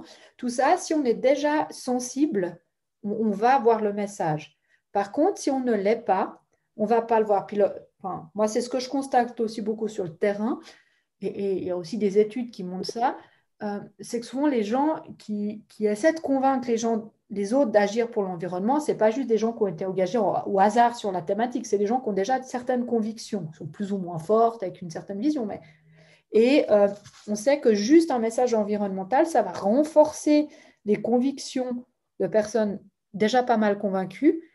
Par contre, moi je dis toujours, essayez de réfléchir, et c'est un exercice que je fais dans certains de mes cours, vous êtes à un repas de fin d'année, avec des membres de la famille, il y a votre oncle qui vient et qui vous répète que le changement climatique, en fait, c'est dû à une sortie de glaciation, puis que dans 2000 ans, il va à nouveau faire moins X degrés. Puis c'est contraire à toute évidence scientifique. Qu'est-ce que vous utilisez comme type d'argument? Et ça, c'est toujours à se demander comment je convainc les gens. Alors, les climato-sceptiques, c'est encore enfin, les gens qui nient la réalité scientifique, c'est encore une autre catégorie d'arguments. Ou des personnes qui disent, ouais, mais finalement, c'est pas si grave. Ouais, il va faire plus 3 degrés, mais bon, là, il fait 22, il fera 25, etc. Et comment convaincre ces gens de faire quelque chose et de se rendre compte de la gravité? C'est pas facile. Et moi, j'ai pas de solution miracle. Mais ça montre un peu les limites du message environnemental. Ok. Merci beaucoup. Mais est-ce que je peux rebondir justement, parce que c'est très intéressant, vous parlez du coup des climato-sceptiques ou des gens vraiment très fermés comme ça. Est-ce que vous, dans votre optique, vous conseilleriez une méthode un peu plus graduelle pour convaincre les gens? Enfin, je ne sais pas comment dire, mais y aller petit à petit ou juste parler du sujet sans vraiment parler du sujet, mais en fait, quand même introduire petit à petit de la cause environnementale, je ne sais pas comment dire. Inception. Non, je ne sais pas comment dire. Mais... Voilà, je sais pas. Oui, ça, j'ai pas. Voilà, j'ai dû trier un peu et puis choisir de quoi je parlais.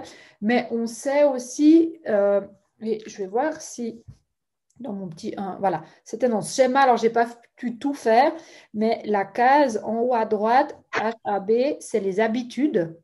Et c'est un des plus forts prédicteurs du comportement.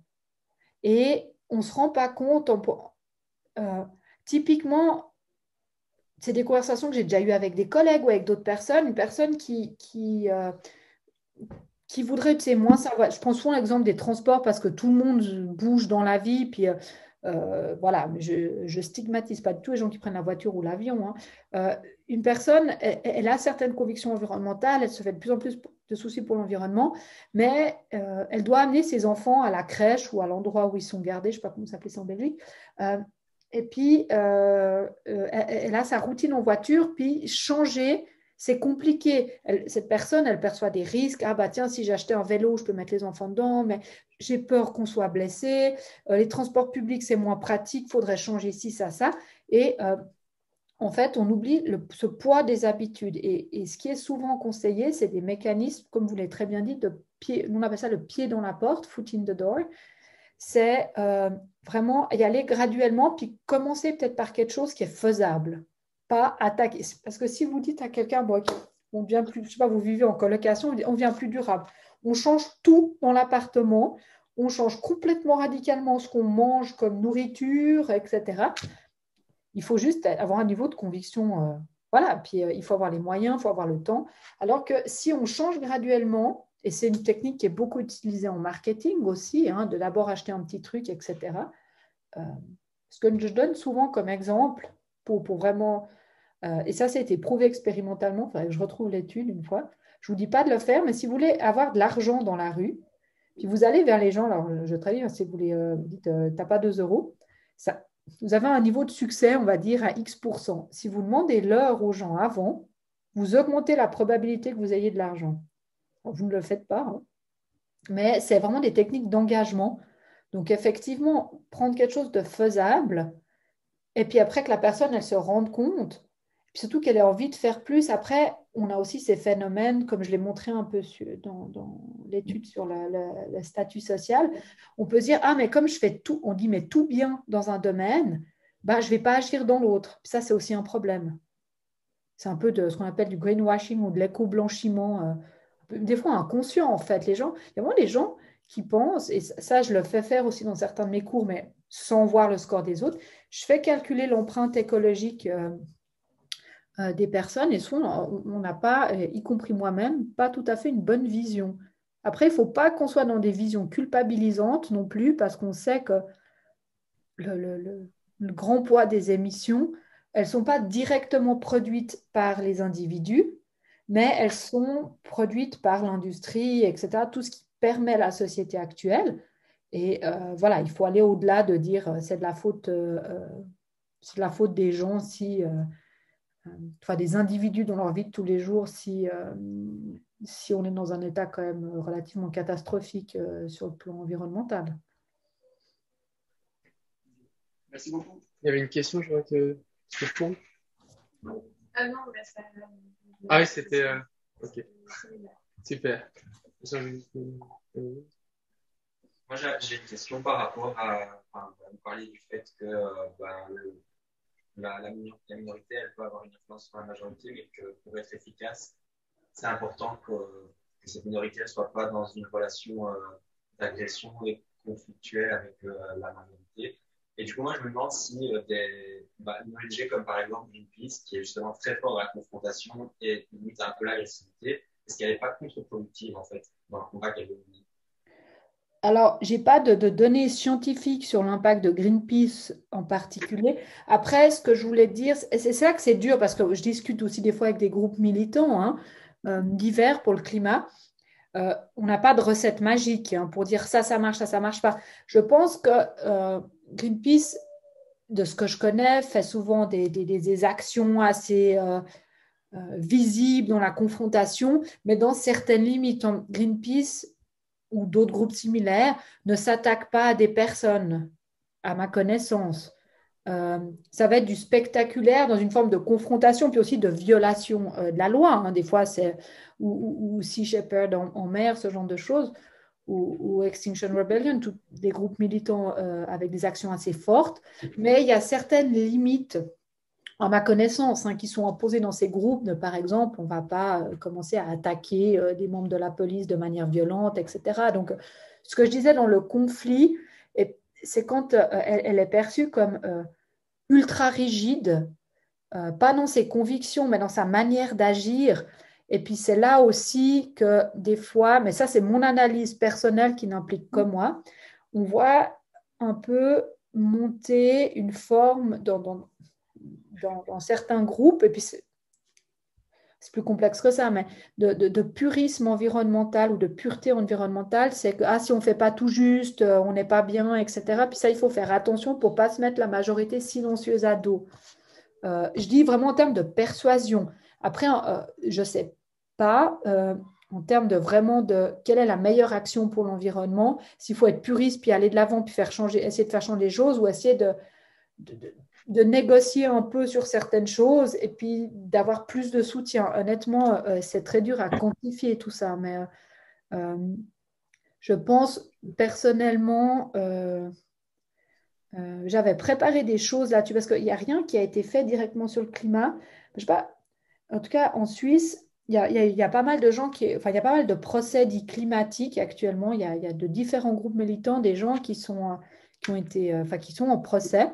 Parce qu'ils ont joué au tennis dans une banque, fait des traces de main rouge à la peinture, qu'on bloqué, mais des choses non violentes, voire parfois humoristiques, ou qui ont, un jour de Black Friday, ont bloqué une des entrées d'un centre commercial. Il n'y a jamais eu de contrainte contre les personnes, il n'y a pas eu de violence physique, mais ces personnes, elles ont violé les règles. On ne joue pas au tennis dans une banque, et surtout quand la police arrive et nous dit de sortir, on sort de la banque, on ne continue pas à jouer au tennis. Et on m'avait demandé d'être experte dans un, voire maintenant j'en ai d'autres de ces procès, pour dire est-ce que finalement ce type d'action, et je ne suis pas en train de vous dire qu'il faut les faire ou qu'il ne faut pas les faire, moi je parle en tant que personne qui travaille sur la persuasion sociale, est-ce que ce type d'action, ça peut faire réfléchir le grand public? Puis j'avais beaucoup réfléchi, mais on n'a pas de données. Puis moi, je ne peux pas demander à des gens de jouer au tennis dans une banque pour une expérience, puis mesurer les choses. Ce n'est pas éthique de faire ça. Mais est-ce que ça réveille les consciences finalement?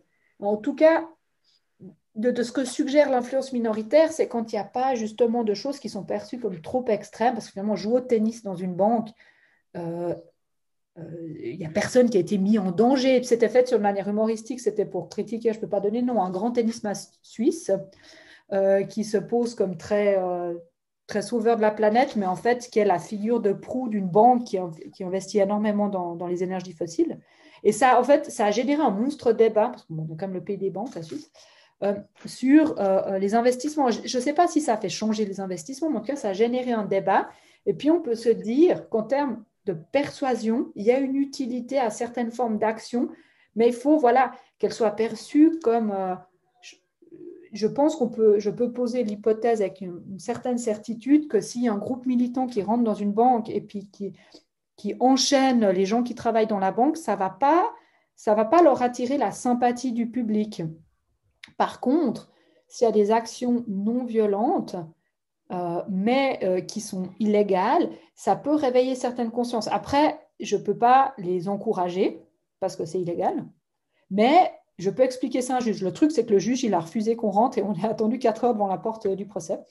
En plus, c'était pas dans la même partie du pays où j'habite. Donc voilà, c'était voilà. Puis après, on a écrit des lettres ouvertes, etc. On était 5 scientifiques à être là-bas. Mais voilà, c'est aussi toute une réflexion sur comment faire bouger l'opinion et est-ce qu'il y a une utilité parce que ils sont les avocats et avocates qui défendent ces groupes militants en Suisse, mais là, on en a plein de procès, on en a tout le temps, quoi. Qui sont pas mal médiatisés. C'est que, puis là, comme on a une ville qui est actuellement bloquée en partie en Suisse, Zurich, par des groupes militants, je pense qu'il va y avoir des dizaines de procès les années à venir, parce que là, il y a plusieurs centaines de personnes qui bloquent une ville. C'est est-ce qu'il y a une utilité? Parce que ce que disait le juge, c'est qu'une action comme ça, il n'y a pas de lien direct, enfin, il n'y a pas d'utilité à la faire pour le climat. Parce que l'argumentaire des avocats et des avocates, c'est qu'il y a nécessité d'agir. Donc, ils ont invoqué ce qu'on appelle l'état de nécessité. Il y a nécessité d'agir pour la planète. Et ce que font ces groupes militants, c'est avertir et puis faire bouger l'opinion par rapport à cette nécessité. Puis le juge disait, mais on ne peut pas prouver qu'un groupe minoritaire a une influence. Alors moi, ce que je voulais dire, c'est qu'il y a quand même beaucoup de littérature qui montre que les groupes minoritaires, voilà, mais pour l'instant, je n'ai pas trop été écoutée. Mais c'est vraiment un pan de la littérature qui est là et qui suggère que dans certaines conditions, ça fait réfléchir les gens, mais ce n'est pas comme une étude en physique ou en chimie où on peut mesurer une réaction, où on peut la quantifier, c'est très dur.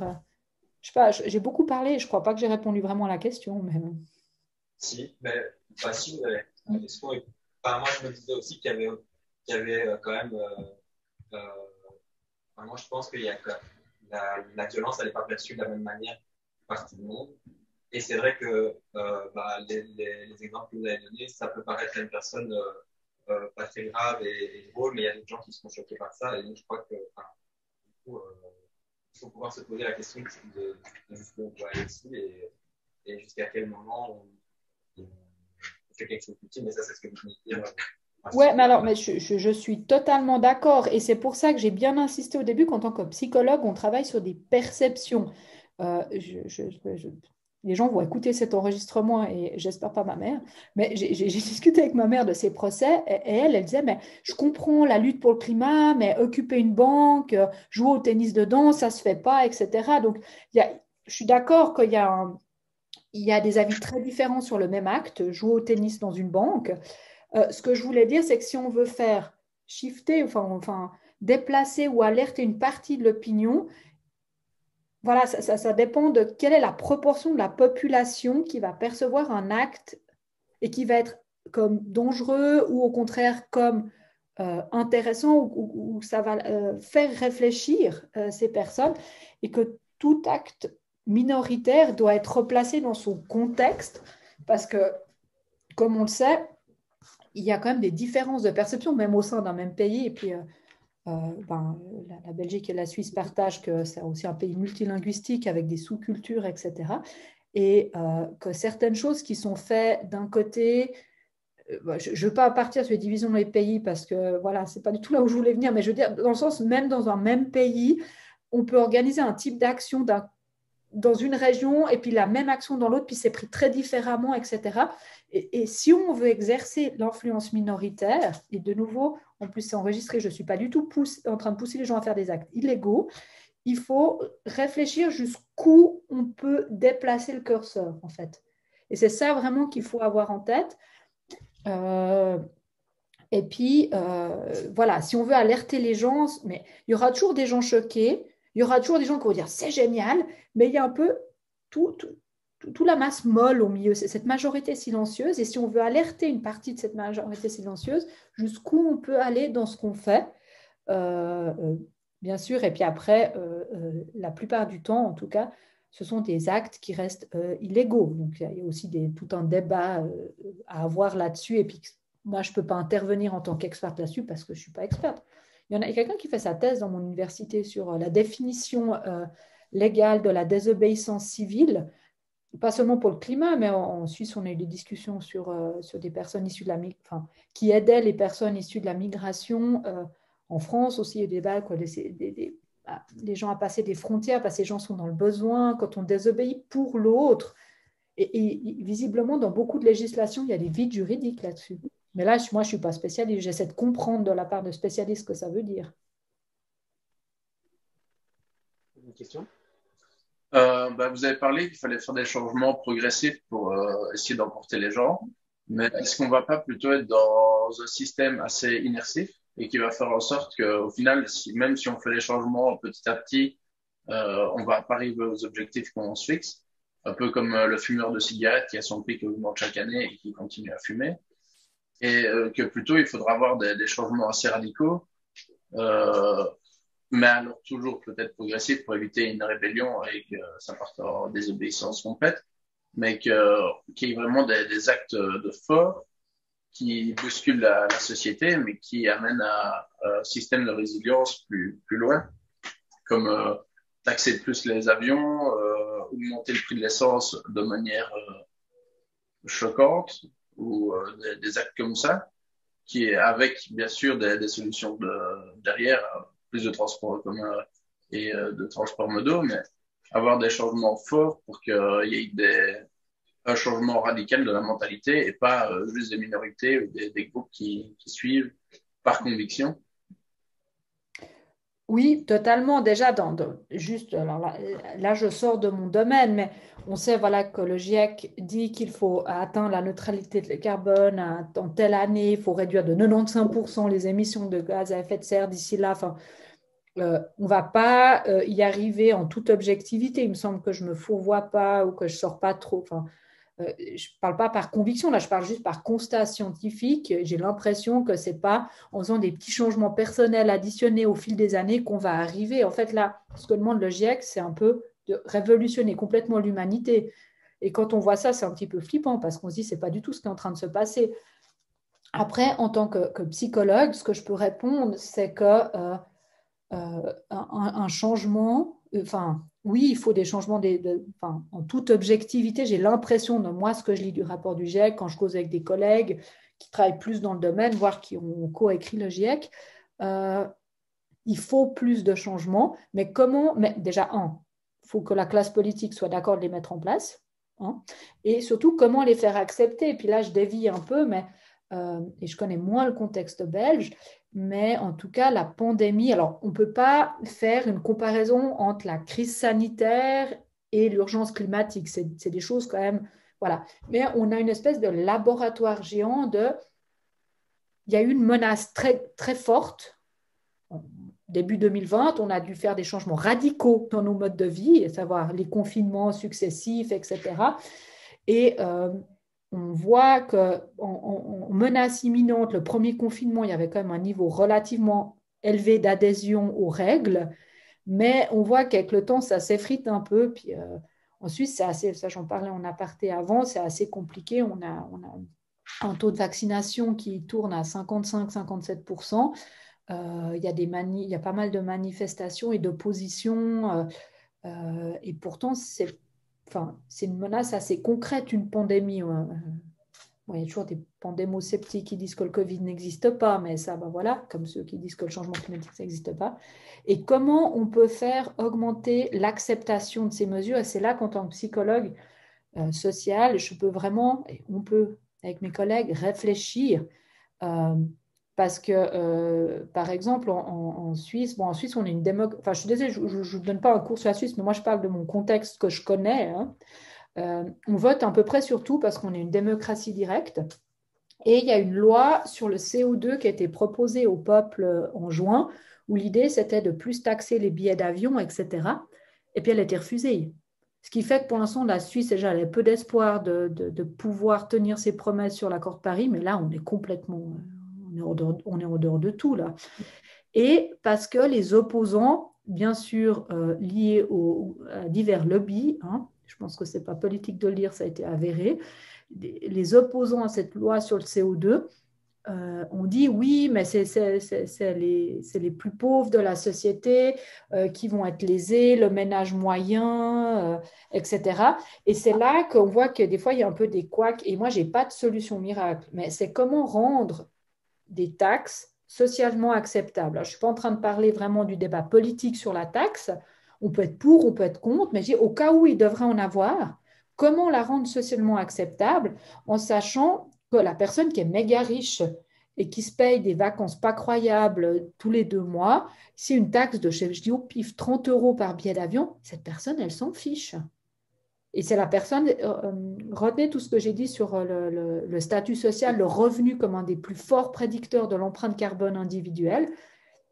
Et puis tout d'un coup, une personne qui va aller voir sa famille si elle est dans un autre pays, elle ne peut plus du tout y aller, etc. C'est comment rendre socialement acceptable, et en tout cas en Suisse, vu qu'on vote sur ce genre de décision, on ne nous les impose pas, ça a été tout l'argumentaire, et on a eu plusieurs votations environnementales ces dernières années, il n'y en a quasiment aucune qui est passée, parce que les gens ont peur de perdre leur confort, et puis peut-être à juste titre, des fois, je ne dis pas dans l'absolu, mais comment on peut travailler sur cette perception d'un monde où on consomme 10 fois moins, mais qu'on est tout le temps heureux. Et c'est ça qui est super dur, c'est vraiment ce grand cercle. Si je vous mets mes cercles, c'est vraiment le grand cercle vert, c'est le cercle culturel. Comment on change les normes de qu'est-ce que c'est le bonheur, comment on change et comment on crée cette acceptabilité de changements sociaux, économiques radicaux. Et ça, honnêtement, comment on change vraiment tous les récits autour de... Voilà. Et parce que, enfin, voilà, on sait maintenant qu'on ne peut pas du tout atteindre les objectifs du GIEC avec seulement la technologie, comme de la captation de carbone et compagnie. Il faut les deux, en fait. Il faut des gros efforts de réduction, puis un peu de captation. Mais comment on rend sexy ces gros efforts de réduction? Comment on rend sexy la sobriété, pas à quelques personnes méga convaincues, mais à toute la population? Et ça, c'est super dur, quoi. Comment avoir des récits positifs et pas... dans les campagnes politiques en Suisse, c'était vraiment utiliser des images, bien sûr, d'une femme, parce qu'on ne va jamais mettre un homme sous une douche, d'une femme sous une douche, c'est écrit genre les écolos veulent vous faire prendre une douche froide. C'était vraiment ça l'idée. Et comment on contrecarre ce genre de discours, je ne sais pas.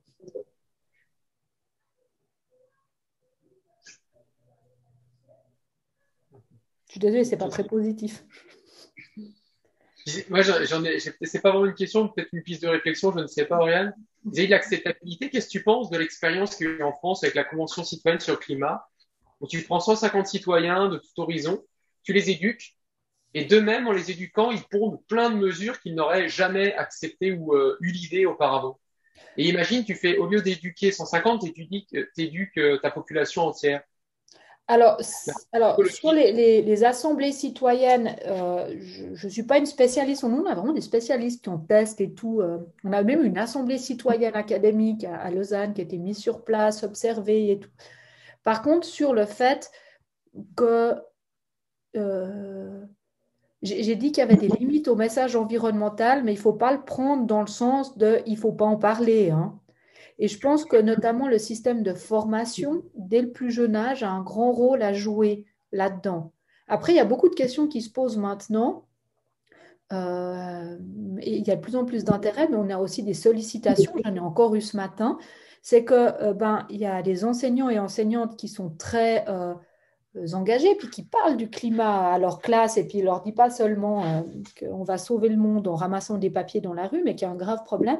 Et en fait, on a des enfants qui commencent à développer, des ados, même des adultes, mais des jeunes qui développent des formes d'éco-anxiété, donc vraiment une paralysie et puis des ruminations, des pensées très négatives.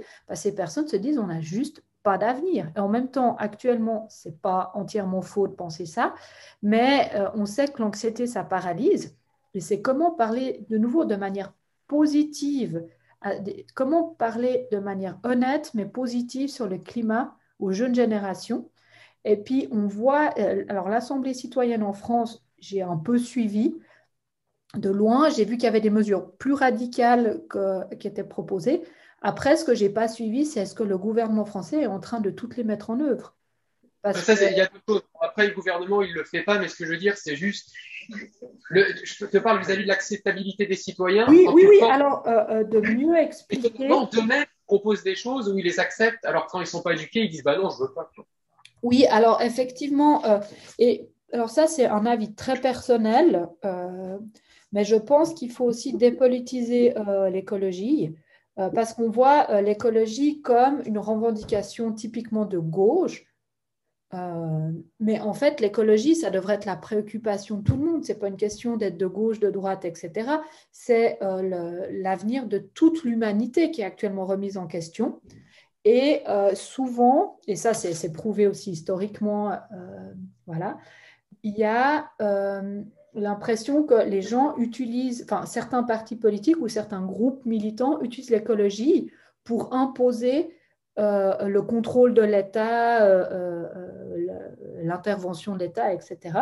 Et en fait, je pense que quelque chose dans le message, c'est de montrer que l'écologie et l'environnement, ça concerne tout le monde. Ça ne concerne pas que certaines idéologies. Et les assemblées citoyennes, je trouve qu'elles ont le clair mérite de faire cela, de ramener. Mais ce que je voulais dire, c'est que maintenant, je pense que plus personne, enfin les gens qui disent qu'il n'y a pas de changement climatique, c'est qu'elles n'ont vraiment pas envie de le voir. Je veux dire, si on lit la presse, il y a quand même souvent des choses qui nous disent, ah là là, les enfants, là, c'est un dernier truc qui est sorti il y a 2 semaines, les enfants nés en 2021 ont X% de plus de chances de vivre des événements climatiques majeurs dangereux que les générations là. Enfin, mais malgré ça, il n'y a pas de prise de conscience radicale.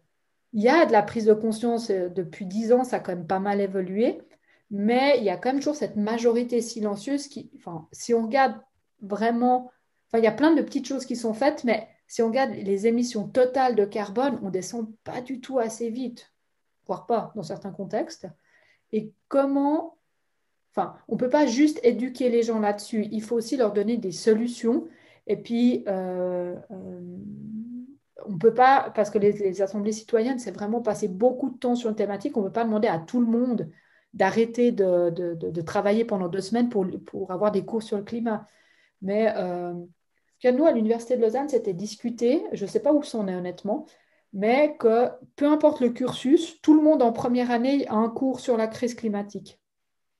Donc aussi, même à l'université, il y a des choses qui sont faisables, même pas au niveau politique. Il faut juste avoir une direction d'université qui est motivée par ces questions, mais il y a des choses qui sont faisables en termes d'éducation. Et on ne perd rien à plus éduquer les gens, mais il ne faut pas, à la recherche Le Monde, se reposer uniquement là-dessus. Hein.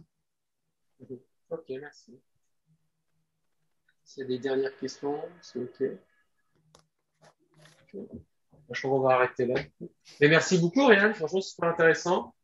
Je suis pas sûr qu'ils ont déjà eu des psychologues qui leur ont fait une intervention auparavant. Pas le genre de choses qu'il y a habituellement